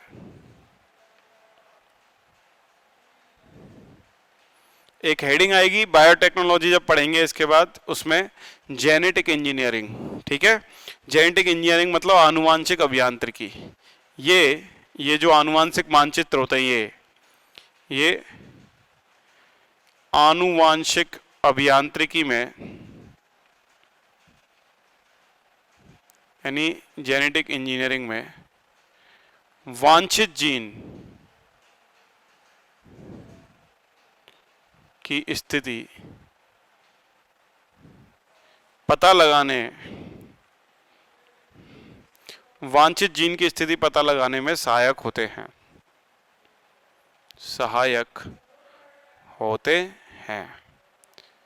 डिजायर्ड जीन की लोकेशन का पता लगाया जा सकता है। देखो कैसे, क्या है आखिरकार ये, वैसे समझ में तो ये एक्चुअली क्वेश्चन से ही आएगा, अभी करवाऊंगा, लेकिन फिर भी थ्योरेटिकली समझो इसको। क्या है ये कह रहा है कि यार एक मानचित्र है। मानचित्र जैसे अपन कागज पे कोई नक्शा बनाते हैं किसी चीज का, तो उससे हमें गली का, मोहल्ले का, लैंडमार्क का, उसमें जो भी कॉलोनी है उसका, इन सब का आइडिया लग जाता है ना, कि घर का भी पता चल जाता है कई बार तो, कि वो उत्तर मुखी है दक्षिण मुखी है ना।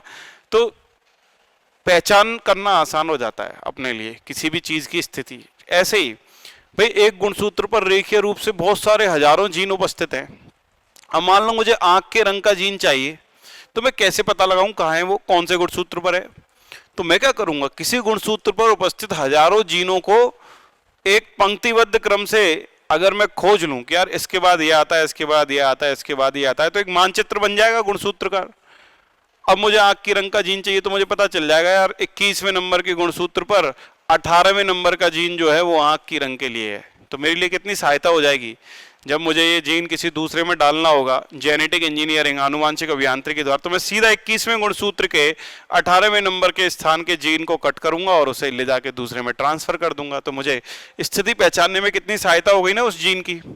ये फायदा है इस जेनेटिक इंजीनियरिंग के तहत। इस जीन मैप का कैसे पता लगाएं भाई, हम क्या करेंगे, किन्हीं भी दो लक्षणों को लेंगे सबसे पहले जो एक ही गुणसूत्र पर है, हमें नहीं पता उनके जीन कितनी दूर हैं, उनके बीच मॉर्गन ने जैसे क्रॉस करवाया था ड्रोसोफिला में, वैसे क्रॉस करवाएंगे। नई संततियां भी मिलेंगी, पैतृक संयोग वाले भी मिलेंगे। नई संतति बटे टोटल संतति गुणा 100 करके हम क्रॉसिंग ओवर की तीव्रता निकाल लेंगे उन दो लक्षणों के बीच या उन दो जीनों के बीच। जैसे ही उन दो जीनों के बीच क्रॉसिंग ओवर की तीव्रता आएगी, समझ लो वही उन दो जीनों के बीच की दूरी है, और उसी को हम एक लाइन खींचेंगे कागज पे, एक गुणसूत्र मानेंगे और उस दूरी को सेंटीमॉर्गन के रूप में रख देंगे। दो जीन्स की स्थिति आ गई। अब कोई तीसरा लक्षण लेंगे और इन दोनों में से उपस्थित किसी एक लक्षण को क्रॉस करवाएंगे, फिर इनके बीच में जो संतति आएंगी क्रॉस के द्वारा, उनके क्रॉसिंग ओवर की फ्रीक्वेंसी निकालेंगे, उससे इनके बीच की दूरी आएगी वो रख देंगे। ऐसे करके हम इन सभी जीन्स के बीच क्रॉस करवा करके प्रतिशतता निकलवा के क्रॉसिंग ओवर की उनके बीच की दूरी ज्ञात कर करके उनको एडजस्ट कर लेंगे गुणसूत्र पर, और इस तरह हमारे सामने उस गुणसूत्र पर उपस्थित जीन्स का एक नक्शा बन के तैयार हो जाएगा। उसे कहेंगे आनुवांशिक मानचित्र, जेनेटिक मैप। यानी कि एक गुणसूत्र पर उपस्थित जीनों के मध्य क्रॉसिंग ओवर की आकृति नहीं है। देखो ये ऐसी छोटी छोटी गलतियां मुझसे कई बार हुई हैं बोर्ड पर, कई पकड़ाई आ जाती है, कई आप बता देते हो। तीव्रता या आवृत्ति के आधार पर परस्पर इनके मध्य सापेक्षिक दूरी ज्ञात कर लेते, फिर उनको गुणसूत्र पर व्यवस्थित करें। चलो एक क्वेश्चन मैं करता हूं, फिर एक आपसे करवाता हूं, हो सकता है यह आपकी बहुत मदद कर दे। ये कहेगा 3 जीनों के मध्य क्रॉसिंग ओवर की जो तीव्रता है निम्न है, या क्रॉसिंग ओवर की आवृत्ति निम्न दे रखी है उसने। ए और बी के बीच कह रहा है 20% क्रॉसिंग ओवर होता है, बी सी के बीच कह रहा है 28% क्रॉसिंग ओवर होता है, और ए सी के बीच कह रहा है वो 8% क्रॉसिंग ओवर होता है। तो जेनेटिक मैप बनाओ, इन जीन्स की व्यवस्था बताओ गुणसूत्र पर। मतलब ये है इसके कहने का। कैसे बनाएंगे मानचित्र? सॉल्यूशन देख लो भाई, तरीका सुन लो, फिर नेक्स्ट क्वेश्चन में आप ही लोगों से करवाने वाला हूं, आपको खुद करना पड़ेगा स्लाइड को पॉज करके। ये कह रहा है कि भाई इन ये जीन के बीच क्रॉसिंग ओवर करवा के उसने दे दी प्रतिशत, ये दे दी आपको। अब मानचित्र बनाओ। कैसे बनाओगे? सबसे पहले एक लाइन खींचो सीधी, ये तो एक गुणसूत्र हो गया, इस पे मानचित्र यानी जीन्स की व्यवस्था कैसे बताओगे? तरीका सुन लेना। जो सबसे ज्यादा है सबसे पहले उसको दो कोनों पे लिख लो, बी और सी, दो कोने हो गए भाई, बी और सी, और इन दोनों कॉर्नर्स के बीच की इसने डिस्टेंस कितनी दे रखी है? 28 सेंटीमॉर्गन। ये लो, एक चीज तो तय हो गई। अब दूसरे नंबर पे जो हाईएस्ट है वो कौन सी है? ए और बी, वो लो। ए और बी कितनी दी है? 20। तो देखो भाई, ए यहां पर भी हो सकता है और ए यहां भी हो सकता है, ये 20 रह जाएगी, ये भी 20 रह जाएगी। अब इन दोनों ए में से कौन सा ही सही है? ये तीसरे संयोग से देख लो, ए और सी के बीच 8 दे रहा है। अगर ए यहां लेता हूं तो निश्चित रूप से ए और सी के बीच कितनी बचेगी? 8। और अगर यहां मैं ए ले लेता हूं तो ए और सी के बीच की दूरी कितनी हो जाएगी? 20 तो ये ऑलरेडी है ही, 28 तो ये है ही, 20 ये 48 हो जाएगी, जो कि गलत हो जाएगा। इसका मतलब ये वाला मिटा दूंगा मैं, और निश्चित रूप से जो ए है वो यहीं पर रहेगा, ए यहीं पर रहेगा। तो मेरे सामने जो आंसर आ गया वो क्या आ गया? या तो इधर से लग दो क्रम, जीनों का क्रम बताना है ना। बी, इस गुणसूत्र वाला सबसे पहले बी जीन है, फिर ए जीन है, और फिर उसके बाद सी जीन है। या पीछे से अगर गिनोगे उधर से तो इसी को उल्टा कर दो, सी भी आ सकता है आंसर, फिर उसके बाद ए और उसके बाद बी, ये दो आंसर आ जाएंगे। एक ही बात है, कोई सा भी एक आपको ऑप्शन में मिलेगा। आ गई बात समझ में? अब एक क्वेश्चन मैं दे रहा हूं आपको, वो आपको करना है इसी आधार पर। आनुवांशिक मानचित्र बनाना है भाई, जीन के मध्य दूरी अपने आप निकालनी है, वो तो आपको क्रॉसिंग ओवर की फ्रीक्वेंसी या आवृत्ति दे रहा है, 4 जीनों के बीच दे रहा है। बड़ा क्वेश्चन मिलेगा आपको। एडी बराबर 10%, सी डी बराबर 7%, सी बी बराबर, अगर मैं आपको बोलूं तो 8% दे देता हूं। क्वेश्चन बनाना भी बड़ा खेल है इसमें, है ना। और फिर इसके बाद में अगर आपको दे दूं ए बी, ठीक है, ए सी बराबर 3%, और ए बी बराबर मैं आपको दे दूं यहां पर 5%। ये लो, जीन की आवृत्ति, क्रॉसिंग ओवर की आवृत्तियां दे दी भिन्न भिन्न जीनों के बीच। अब आपसे पूछ रहा है जेनेटिक मैप बनाओ, जेनेटिक मैप बनाओ, या फिर ये कह सकता है इसको दूसरी भाषा में, और गुणसूत्र पर जीनों का, ये जो जीन है इनका क्रम बताओ। ये लो भाई, एक ही बात हो गई, ऐसे ही बताना, ये क्रम बताना, ये हमारा आनुवंशिक मानचित्र हो जाएगा। तो आप अपने बोर्ड को पॉज करके पहले खुद ही सॉल्व करिए इसको, समझ में आई बात, और उसके बाद अनपॉज करके सॉल्यूशन देखना, मैं इसको हल कर रहा हूँ कैसे करते हैं सॉल्यूशन। सबसे पहले एक सीधी रेखा खींच दूंगा मानचित्र के लिए, फिर सबसे लंबी दूरी इसमें क्या है ए और डी 10, एक कोने पे ए ले लूंगा, दूसरे पे डी ले लूंगा, और इस दूरी को अंकित कर दूंगा कितना 10 सेंटीमॉर्गन। ये तो निपट गया, टिक लगाता जाऊंगा। दूसरे नंबर पे सबसे अधिकतम है सी बी, सी बी में ले ही नहीं सकता क्योंकि इन दोनों में से किसी से नहीं मिल रहा सी और बी। चलो फिर नेक्स्ट सबसे अधिकतम कौन सी है, सी डी 7, हाँ डी आ रहा है, इसका मतलब इसको मैं ले सकता हूं, 7 कह रहा है, तो या तो सी यहां पर रहेगा, सी और डी, ये दूरी हो सकती है कितनी 7, या फिर ये सी यहां पर रहेगा ये, या फिर ये दूरी कितनी हो सकती है 7। अब इनमें से कौन सी है ये तो हमें आगे ही पता चलेगा, भाई सी कौन सा वाला लें, ये सी लें कि अगला वाला लें, है ना। अब जब सी और डी हमें पता चल ही चुका है, तो अब मैं सी और बी की स्थिति भी ले लूं, सी और बी, सी और बी की स्थिति लेने से अच्छा है ए सी ले लेता हूं, क्योंकि मैं सी भी दिखा चुका हूं ए भी दिखा चुका हूं। ए सी कह रहा है 3, मान लो ये सी अगर यहां है, तो यार ये ए और डी तो है 10 और डी और सी है 7, तो ए सी 17 हो जाना चाहिए, जबकि ये ए सी कितना दे रहा है 3, इसका मतलब निश्चित रूप से यहीं पर है सी, और ये दूरी इसने दे दी 3, ए सी भी गया, इसका मतलब अब मैं इसे मिटा भी दूंगा साथ के साथ, जो गलत है उनको मिटाता चलूंगा। 3 आंकड़े आए और 3 के आधार पर अभी तक 3 जीनों की स्थिति आ चुकी है। अब नेक्स्ट आंकड़ा ले लेता हूं मैं सी बी और ए बी, ठीक है, चलो सी बी ले लेते हैं, सी बी कह रहा है ये 8, सी ये रहा, तो यार सी बी 8 कैसे हो सकता है, अगर मैं बी यहां लूं कहीं ना कहीं, तो निश्चित रूप से ये हो जाएगा 8 ओवरऑल, सी और बी, सही बात है एकदम, यहां लिख देता हूं 8, इसको मिटा देता हूं, सी बी 8 कह रहा है।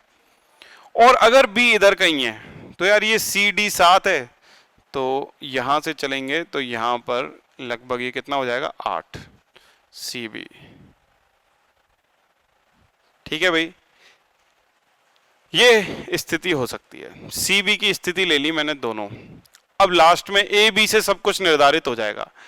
ए बी की दूरी दे रहा है 5, ए और बी की दूरी ये दे रहा है 5, ए और बी इधर से लें, ए और बी, अरे भाई ये तो बी गलत हो गया, इसका मतलब देखो चेक करो, यहां से लेकर यहां तक 10 और ये एक थी 10 और एक 11, ए बी 11 होता तो ये वाला बी सही था, इसका मतलब ये तो मैंने मिटा ही दिया यहीं पर, ये लो यहीं खत्म कर दूंगा इसको।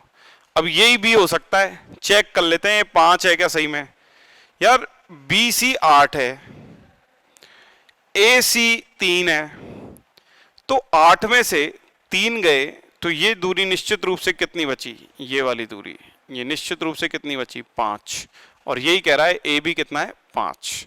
ये लो यार मैंने मानचित्र बना दिया है। अब व्यवस्था क्या आई, किसी भी कोने से गिन दो, ये चित्र बन चुका है पूरा, तो इधर से गिनोगे तो बी सबसे पहले, फिर ए, फिर सी और डी, बी ए सी डी, या फिर इसको क्या भी लिख सकता हूं डी सी ए बी, ये मेरा क्या हो जाएगा उत्तर। यही है जेनेटिक मैप आनुवंशिक मानचित्र। ऐसे करके हमने पूरे मानव के गुणसूत्रों पर, पूरे 23 जो गुणसूत्र है उन पर जीनों का अंकन या मापन कर लिया है इस प्रकार की इस विधि से। इस आनुवंशिक मानचित्र का सबसे बड़ा फायदा है, अब मुझे चाहिए जीन सी, मुझे किसी में जेनेटिक इंजीनियरिंग में सी वाले डीएनए की आवश्यकता है, तो मैं कैसे पता लगाऊंगा यार ये सी वाला डीएनए कहाँ है, तो बड़ा आसान तरीका है मेरे लिए, क्या करूंगा मैं गुणसूत्र पे जाऊंगा सीधा, और मुझे पता है यार ए और डी के बीच वाला सी है, तो मैं वहीं जाऊंगा और तीसरे नंबर के जीन को काट के निकाल लूंगा और उसका जो भी उपयोग करना है, जिस सजीव में डालना है डाल दूंगा। ये फायदा है इसका आनुवंशिक मानचित्र का। चलिए हट रहा हूं साइड में, पॉज करके नोट कर लो जो भी बोर्ड पे लिख रहा है, इसके बाद मैं इसे मिटाऊंगा और नेक्स्ट हेडिंग, अब हमारे क्वेश्चन आनुवंशिकता से संबंधित वो धड़ाधड़ आपके सामने आएंगे। देखो अब ये भी मैं 2 और 1 3 और 2 5 क्वेश्चंस करवा चुका हूं, अब और क्वेश्चनों की झड़ी लगने वाली है। चलिए अब जब आप क्वेश्चंस के पीछे भाग ही रहे हैं तो क्यों ना आपके ऊपर क्वेश्चनों की बौछार कर दी जाए, सही है ना बच्चों।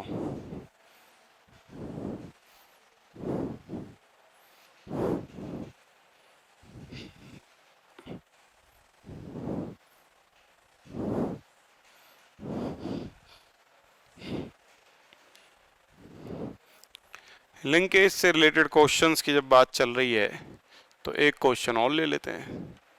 चलिए आप बताएंगे मुझे, एक F1 संकर का टेस्ट क्रॉस कराने पर संततियां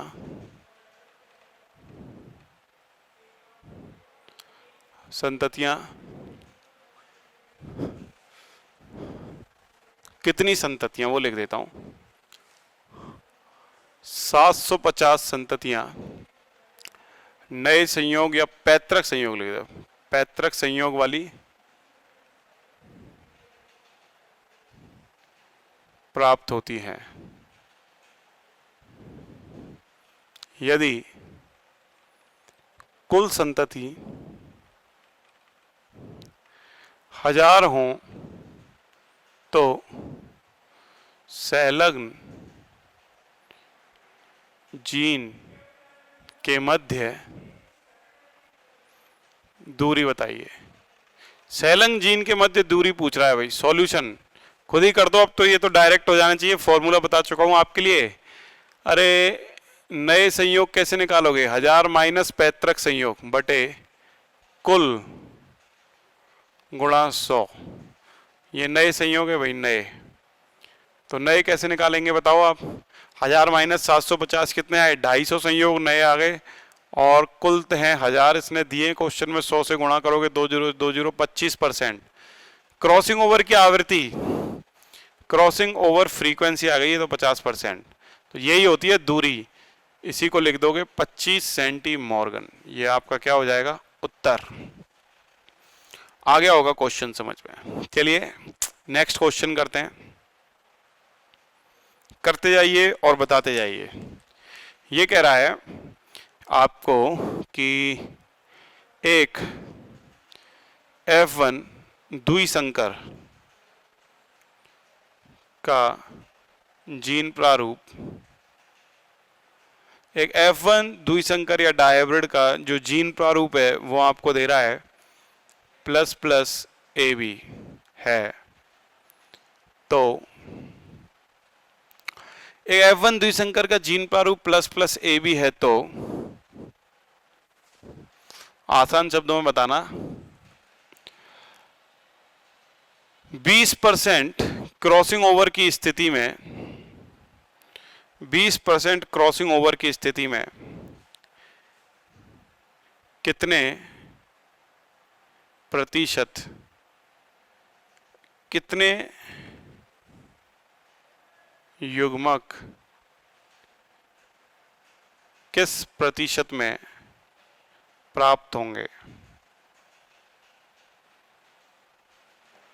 अब इस क्वेश्चन में कुछ नहीं कहा, पूर्ण संलग्नता का क्वेश्चन है, अपूर्ण संलग्नता का क्वेश्चन है, या स्वतंत्र अवयवन से करें इसको मेंडल के अनुसार, तो यार कुछ नहीं कहा तो इसमें हिंट तो है, उस हिंट से पहचानना होता है। क्वेश्चन में दिया होता है एक ऐसा क्लू, इसने कहा 20% क्रॉसिंग ओवर, यानी क्रॉसिंग ओवर की आवृत्ति <50% दी है, इसका मतलब 100% किसका केस है, अपूर्ण संलग्नता, इनकम्प्लीट लिंकेज। तो ऐसी स्थिति में हम इसको सॉल्व जो है किस तरह से कर सकते हैं, सबसे पहले इनका, जब कुछ नहीं दी हो जीन की व्यवस्था तो वास्तविक अवस्था ही लेते हैं। वास्तविक अरेंजमेंट क्या होता है जीन्स का, सिस अरेंजमेंट, तो समकक्ष या सिस व्यवस्था ले लोगे। ये दो गुणसूत्र ले लो, प्रभावी वाले को इसने प्लस से दर्शाते हैं हमेशा, अप्रभावी वाले को इसने स्मॉल लेटर से दर्शाया है। ये है F1 संकर, F1 पैतृक। कुछ नहीं कहा है तब ये लेते हैं, अदरवाइज कुछ कह देगा तो फिर अलग सीन बन जाएगा। अब इसमें ये कह रहा है कि यार क्रॉसिंग ओवर, एक तो कंडीशन है कि नहीं भी हो, और एक कंडीशन है कि क्रॉसिंग ओवर हो जाए, और क्रॉसिंग ओवर अगर हो जाए तो उसने प्रतिशतता दी है कितना, 20%। तो कैसे कैसे युग्मक बनेंगे, तो कितने युग्मक, यानी युग्मकों का संयोग बताना है और उनकी प्रतिशतता भी बतानी है। तो देखो अगर क्रॉसिंग ओवर नहीं हुआ है तो ++ एक ही युग्मक कहलाएगा और ए भी एक ही युग्मक कहलाएगा। ये दो प्रकार के बनेंगे और दोनों पैतृक होंगे। पैतृक होंगे तो अधिक भी बनेंगे, ये खास बात है भाई, पैतृक हैं इसीलिए अधिक मात्रा में बनेंगे। और नए क्रॉसिंग ओवर की वजह से बनेंगे, क्रॉसिंग ओवर हुआ है तो प्लस इधर आ जाएगा, बी इधर आ जाएगा, तो प्लस स्मॉल बी, और दूसरा हो गया स्मॉल ए और प्लस इधर आ जाएगा तो प्लस, ये दूसरा युग्मक हो गया। ये कौन से संयोग बन गए? ये बन गए नए संयोग, और ये बनेंगे कम। अब कम कितने बनेंगे? बराबर बराबर बनेंगे ये दोनों। 20% क्रॉसिंग ओवर हुआ है तो 10% तो ये बनेंगे और 10% ये बनेंगे, तो टोटल 100% होते हैं, उसमें से 20% ये बन गए तो 80% ये बचे, 80 में से 40% ये बनेंगे और 40% ये बनेंगे। ये लो, चारों का आंसर आपके सामने आ गया। ये बनेंगे 4 प्रकार के युग्मक, और चारों प्रकार के युग्मकों की ये प्रतिशतता हो जाएगी। करें नोट, तब तक नेक्स्ट क्वेश्चन दे देता हूं मैं आपको। अब की बार क्वेश्चन की भाषा समझना बहुत ध्यान से। एक F1 द्विसंकर, एक F1 द्विसंकर, देखो ये सब तरीके हैं लिखने के, क्वेश्चन में कैसे कैसे संयोग दे सकता है वो, जीन प्रारूप किस किस तरह से व्यक्त कर सकता है, तो वो भी सीखना है आपको इसके साथ साथ। एक F1 द्विसंकर प्लस प्लस AB है, जिसके द्वारा संतति निम्न प्रकार प्राप्त होती है।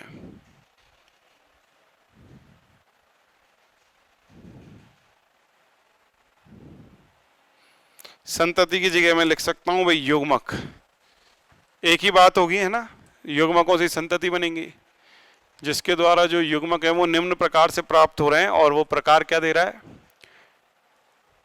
प्लस बी ए प्लस ए प्लस प्लस 400 400 100 और ये 100। ठीक है भाई, ये संख्या दे दी। अब वो पूछ रहा है क्वेश्चन नंबर 1, पहला क्वेश्चन, F1 पैतृक, ये जो क्रॉस हुआ है उसमें यही तो है F1 पैतृक, यही वाला है F1 पैतृक। F1 पैतृक में जीन की व्यवस्था क्या होगी? समपक्ष या विपक्ष, यानी सिस और ट्रांस में से उत्तर बताना है। इसमें यही है F1 का पैतृक, जो इस क्रॉस के द्वारा जिसने युग्मक बनाया यही तो है F1 पैतृक। इसमें जीन की व्यवस्था बतानी है, सिस या ट्रांस, और दूसरा क्रॉसिंग ओवर की आवृत्ति भी बतानी है। 2 प्रश्न पूछ लिए इसने, जीन की व्यवस्था, क्रॉसिंग ओवर की आवृत्ति। तो कैसे? अब मैं जीन की व्यवस्था निकालूंगा दिए गए डेटा के आधार पर, और जब तक कुछ नहीं दिया जाता तो जीन की व्यवस्था में हमेशा क्या मान के चलता हूं? वास्तविक व्यवस्था, जिसे मैं कहता हूं क्या? सिस। सिस का मतलब मैंने बताया था आपको कल के लेक्चर की पहली हेडिंग यही थी कि प्रभावी वाले एक ही गुणसूत्र पर और अप्रभावी वाले दूसरे गुणसूत्र पर होते हैं तो उसे सिस व्यवस्था कहते हैं। ट्रांस में क्रॉसिंग ओवर हो जाता है सिस के अंदर तो ट्रांस बनती है। तो कैसे करूं? तो संयोग देखूंगा, ये वाले ज्यादा हैं, बस मेरे को जो जो दिख रहा है उसी के आधार पे आगे, ये अधिक हैं, अधिक है का मतलब ये तो पैतृक हो गए, और ये वाले कम है, कम, इसका मतलब ये नए संयोग हो गए। तो यार पैतृक ये हैं अधिक वाले, तो इसी के आधार पे निकलेगा भाई क्वेश्चन नंबर फर्स्ट का आंसर। तो F1 पैतृक, F1 जो पैतृक है वो कैसा होगा? ये A, अरे ये B है, B ध्यान रखना, ये A B है, ठीक है। तो ये A और B ये कैसा है? ये इस तरीके का है, ये स्मॉल a और ये स्मॉल b और ये दूसरे प्लस प्लस, इस प्रकार से व्यवस्थित है भाई ये। तो ये तो एक प्रकार के एक ही पर होते हैं, प्रभावी वाले अप्रभावी वाले एक पर। ये कौन सी व्यवस्था होती है? सिस व्यवस्था। पैतृकों में सिस व्यवस्था है। और मान लो मैं ये कर देता, इनके आगे लिख देता 100 और इनके आगे लिख देता 400 तो फिर उल्टा आ जाता, तो वो पैतृक में व्यवस्था कैसी हो जाती? ट्रांस। आई बात समझ में? मतलब इसी क्वेश्चन का उल्टा कर दिया मैंने। अब देखना, क्रॉसिंग ओवर की आवृत्ति निकालनी है, अब तो बड़ा आसान केस हो गया। क्रॉसिंग ओवर की आवृत्ति कैसे निकालें भाई? नए संयोग कितने? 100 कम वाले 100 जोड़ दिए, क्रॉसिंग ओवर की फ्रीक्वेंसी बराबर 200, 100 + 100 बटे टोटल कितने? 1000, 400 और 200 800, मतलब 1000 हो गए, गुणा 100 करो, अरे वाह 20% आ गया। ये देख लो आप, ये क्वेश्चन सीधा दिया था और ये क्वेश्चन उल्टा दे दिया। बच्चों अब तो कॉन्सेप्ट्स को बढ़िया कर लो, अपने शानदार कर लो एकदम। चलिए नेक्स्ट क्वेश्चन। और क्वेश्चन से ही कॉन्सेप्ट क्लियर होते हैं सारे के सारे, और आगे भी होते रहेंगे। चलो एक क्वेश्चन और करवाता हूं मैं आपको। बताइए, यदि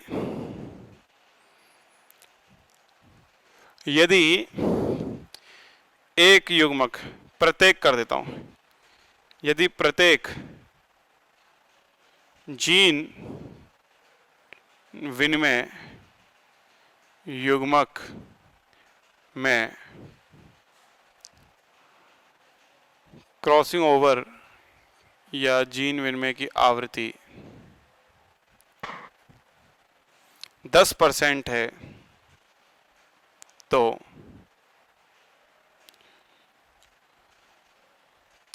संलग्न जीन के मध्य दूरी बताओ। ये कह रहा है प्रत्येक जीन विनिमय युग्मक में क्रॉसिंग ओवर की आवृत्ति, जो क्रॉसिंग ओवर की वजह से जो गैमीट बनाए उसमें क्रॉसिंग ओवर की आवृत्ति कितनी परसेंट है? 10%। प्रत्येक में कह रहा है, ये देखना शर्त ये है प्रत्येक। तो संलग्न जीनों के मध्य की दूरी बतानी है आपको। कैसे करोगे इस क्वेश्चन को? कोई भी दो लक्षण लेने पड़ेंगे आपको, कम से कम मिनिमम। तो किसी भी दो लक्षण को लोगे आप, तो सिस ट्रांस अरेंजमेंट में से कौन सा मानते हो? हमेशा सिस मानोगे। सिस मानोगे तो मान लो कैपिटल ए कैपिटल बी एक ही पर, स्मॉल ए स्मॉल बी दूसरे पर। तो यार क्रॉसिंग ओवर एक कंडीशन तो है नहीं हुआ, और दूसरी कंडीशन क्रॉसिंग ओवर हो गया। अब क्रॉसिंग ओवर हो गया तो उसकी वजह से युग्मक कौन से बने? नीचे की तरफ लिखूंगा, कैपिटल ए स्मॉल बी और स्मॉल ए कैपिटल बी। और ये कह रहा है ये क्रॉसिंग ओवर से निर्मित होने वाले युग्मक हैं दोनों, इनमें क्रॉसिंग ओवर की आवृत्ति प्रत्येक में बता रहा है 10%। प्रत्येक में 10%, यानी ये 10% है, ये भी 10%। तो कुल क्रॉसिंग ओवर की आवृत्ति क्या हो गई? 10 और 10 20%। तो 20% पूरी क्रॉसिंग ओवर की आवृत्ति है। तो मैं कह सकता हूं जीन के मध्य दूरी, यही दूरी है। दूरी कितनी हो गई? 20 सेंटीमॉर्गन। ये लो, एक ही आंसर के मैंने 3 अलग अलग क्वेश्चन बता दिया आपके सामने, 1 2 और ये 3। समझ लो। अब ये तो मैंने करके बताया है, वैसे आपसे डायरेक्ट पूछे प्रत्येक क्रॉसिंग ओवर से निर्मित युग्मक की आवृत्ति 5% है, तो सजीव में क्रॉसिंग ओवर की तीव्रता जस्ट दुगना करना है। अरे दो ही युग्मक बनने क्रॉसिंग ओवर से, और वो दोनों युग्मक अगर एक 5 है तो दूसरा भी 5 ही होगा, तो जस्ट डबल कर दो, 10 हो जाएगा आंसर। आई बात समझ में? और ये करके देख लिया, आई बात समझ में? नीचे वाले यही निकालना था, एक दे रखा था क्वेश्चन में 10 प्रत्येक का है ना इसने, तो बनते कितने हैं? 2 ही बनेंगे मिनिमम, 2 के बीच ही होता है क्रॉसिंग ओवर। तो 2 जो बने उन 2 में से एक 10 है तो दूसरा भी 10, डबल कर दिया, 20% क्रॉसिंग ओवर हुआ है ओवरऑल। तो जीन के बीच दूरी 20 सेंटीमॉर्गन हो गई फॉर्मूले के अकॉर्डिंग। चलिए एक और बेहतरीन क्वेश्चन करा देते हैं, आज का आखिरी क्वेश्चन मेरे हिसाब से सही रहेगा। ठीक है, ये मिटा रहा हूं मैं, साइड में हट गया, लो, और अब मिटा रहा हूं।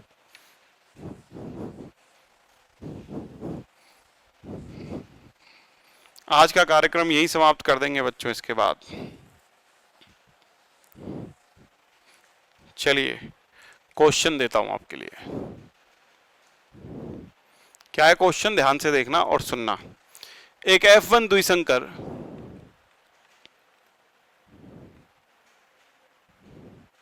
एक F1 डायहाइब्रिड जिसका AABB जीन प्रारूप है का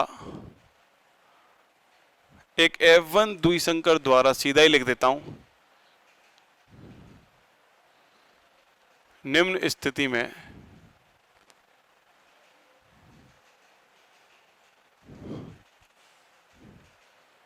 कितने प्रतिशत तथा कौन से युग्मक बनेंगे? यानी युग्मकों का प्रकार भी बताना है और युग्मकों की प्रतिशतता भी बतानी है, किस प्रतिशतता में बनेंगे। शर्तें दी है। नंबर 1, एक तो वो कंडीशन दे रहा है स्वतंत्र अपव्यूहन, निम्न स्थिति दी है ना, अपव्यूहन। वो स्थिति नंबर 1 स्वतंत्र अपव्यूहन, स्थिति नंबर 2 पूर्ण संलग्नता। देख लो अब इसमें तीनों कॉन्सेप्ट एकदम क्लियर हो जाने चाहिए। तीसरा अपूर्ण संलग्नता, और जब भी अपूर्ण संलग्नता देगा तो निश्चित रूप से कुछ ना कुछ क्रॉसिंग ओवर की आवृत्ति जरूर देगा। वो उसने दे दी 10%, कुछ लिखा नहीं तो अपने आप समझ जाओ 10% आपके माइनर में आने वाले अंक नहीं है। ये 10% क्या है? क्रॉसिंग ओवर की तीव्रता है, क्रॉसिंग ओवर की आवृत्ति। तो चलिए अगर इसका सॉल्यूशन करने जाएं तो कैसे करेंगे। केस फर्स्ट ही लेते हैं सबसे पहले, स्वतंत्र अवयन। स्वतंत्र अवयन के अकॉर्डिंग मेंडल क्या कहता है कि यार उसके अकॉर्डिंग तो संलग्नता नाम की कोई चीज होती ही नहीं है। तो वो तो ये कहता है कि हर जीन एक ही गुणसूत्र पर उपस्थित है, तो 4 गुणसूत्र लेने पड़ेंगे अलग अलग 4 जीनों के लिए। कैपिटल ए इस पर तो इसके समजात भाई पर स्मॉल ए होगा, एक पर अगर कैपिटल बी है तो उसके समजात वाले पर स्मॉल बी होगा। ये कहता है मेंडल कि एक गुणसूत्र पर एक से ज्यादा जीन ही नहीं है, तभी तो मिलेगी उसे संलग्नता। तो वो युग्मक कैसे बनाएगा? इसका इसके साथ करेगा, इसका इसके साथ भी करेगा, इसका इसके साथ करेगा और इसका इसके साथ भी करेगा। तो ये तो हो गया कैपिटल ए कैपिटल बी, ये हो गया कैपिटल ए स्मॉल बी, ये हो गया स्मॉल ए कैपिटल बी और ये स्मॉल ए स्मॉल बी। और चारों बराबर मिलेंगे क्योंकि क्रॉसिंग ओवर जैसी चीज वो जानता ही नहीं है। 25 25 25 25, ये लो, ये 4 प्रकार के युग्मक और चारों बराबर बराबर 25-25%। ये तो हो गया केस फर्स्ट, स्वतंत्र अवयवन। अब सब कुछ क्लियर कर लो अब तक जो भी पढ़ा है। मेंडल क्या था, फिर संलग्नता के दोनों प्रकार भी आ गए। पूर्ण संलग्नता केस सेकंड देखते हैं। पूर्ण संलग्नता तो ये कहती है कि यार दोनों जीन एक ही गुणसूत्र पर पास पास होंगे, कैपिटल ए कैपिटल बी और स्मॉल ए स्मॉल बी। समकक्ष अवस्था ही लेंगे जब तक कि कुछ ना कहा हो, क्योंकि ये वास्तविक अवस्था होती है। ये अगर अपन ने ली है तो अब क्रॉसिंग ओवर होता ही नहीं है पूर्ण संलग्नता में, मैंने पढ़ाया है। तो ये वाला गुणसूत्र अपने आप में एक युग्मक बनाएगा, ये दूसरा युग्मक में चले जाएगा, तो 2 ही प्रकार के बनने हैं इससे। तो कौन कौन से 2 प्रकार के बनने? ये यही नीचे ही लिख देता हूँ, कैपिटल ए कैपिटल बी एक युग्मक, स्मॉल ए स्मॉल बी दूसरा युग्मक, और प्रतिशतता आपके सामने है 2 ही बने हैं। तो टोटल कितने कितने? 50-50। ये है पूर्ण संलग्नता वाली स्थिति, दोनों पास पास कभी अलग नहीं होंगे। और तीसरा, यदि वो कहता है कि यार अपूर्ण संलग्नता है, अब संलग्नता है इसका मतलब 2 ही गुणसूत्रों पे दिखाने हैं आपको, लेकिन थोड़े दूर दिखाओगे क्योंकि कुछ ना कुछ क्रॉसिंग ओवर भी हुआ है। दिखाना इसी तरह लेकिन थोड़ा दूर। और अब क्या कर दोगे?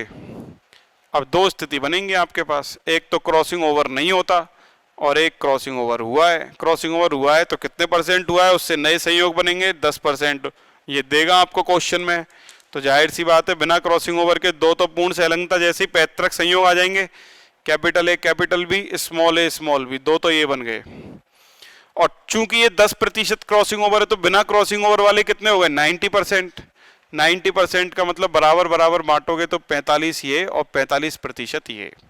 अब क्रॉसिंग ओवर करो और 2 इससे बनाओ, इस कैपिटल बी इधर आ गया, स्मॉल बी इधर आ जाएगा, तो क्या होगा? कैपिटल बी इधर आते ही और स्मॉल बी के इधर आते ही कैपिटल ए स्मॉल बी और स्मॉल ए कैपिटल बी, 10 के आधे आधे कर दो, दोनों बराबर बनेंगे। ये 5% और ये 5%। अब आपको साफ साफ स्थिति स्पष्ट हो जानी चाहिए। देखिए, जो 4 युग्मक मुझे स्वतंत्र अवयवन में मिल रहे थे वही 4 युग्मक मुझे अपूर्ण संलग्नता में भी मिल रहे हैं। इसका मतलब अंतर सिर्फ इतना है, अब ध्यान से सुनना, ये बराबर मात्रा में मिल रहे हैं और ये मुझे ज्यादा पैतृक वाले मिल रहे हैं और कम मिल रहे हैं नए संयोग। ये है अपूर्ण संलग्नता। अब मैं इस क्रॉसिंग ओवर की प्रतिशतता को है ना, ध्यान से समझना कॉन्सेप्ट, 10% से बढ़ाकर कितना कर दूं? यदि क्रॉसिंग ओवर की फ्रीक्वेंसी बराबर में कितना कर दूं? 50%। तो जैसे ही ये क्रॉसिंग ओवर की आवृत्ति 10 से 50 होगी, कॉमन सेंस लगाओ, ये 50 तो ये भी 50, तो ये दोनों 25-25 और ये दोनों भी 25-25। युग्मक के प्रकार तो सेम ही है, अंतर कहाँ आ गया भाई? अंतर ये आ गया कि इनकी प्रतिशतता अलग सेम थी और इनकी अलग अलग आ रही है अपूर्ण संलग्नता की स्थिति। मतलब नए संयोग कम और पैतृक संयोग ज्यादा मिलेंगे, जबकि अपूर्ण संलग्नता की स्थिति में जो रिजल्ट है वो स्वतंत्र अवयवन के रिजल्ट में बदल जाएगा यदि मैं इस क्रॉसिंग ओवर की तीव्रता को कर दूं 50%। इसीलिए मैं कहता हूं कि अगर संलग्नता है तो निश्चित रूप से क्रॉसिंग ओवर की आवृत्ति लेस देन 50% यानी 50% से कम ही लेनी है। देख लो आप, कॉन्सेप्ट क्लियर। तीनों चीजें समझा दी। स्वतंत्र अभिवन जैसे ही परिणाम अपूर्ण से अलंकता में भी आते हैं, बस अंतर ये आता है उसमें संततियां युग्मक चारों बराबर मात्रा में बनेंगे और इसमें युग्मक पैतृक संयोग वाले ज्यादा, नए कम। यही वजह है कि नई संतति जो है वो ज्यादा बनेंगी, नई संतति कम और पैतृक संततियां हमेशा ज्यादा अनुपात में मिलेंगी। चलिए आज का कार्यक्रम यही समाप्त करते हैं। मैंने मोस्ट इंपॉर्टेंट और सारे अच्छे अच्छे क्वेश्चंस लगभग आपको करा दिए हैं। अब नेक्स्ट लेक्चर में अपन फिर मुलाकात करेंगे एक नए टॉपिक के साथ, लिंग सैलंगता, और हो सकता है उससे पहले एक आध वेराइटी और ले आऊं मैं आपके सामने सैलंगता पे आधारित क्वेश्चंस की, है ना। चलिए आप अच्छे से टेस्ट की तैयारी करिए। Thank you.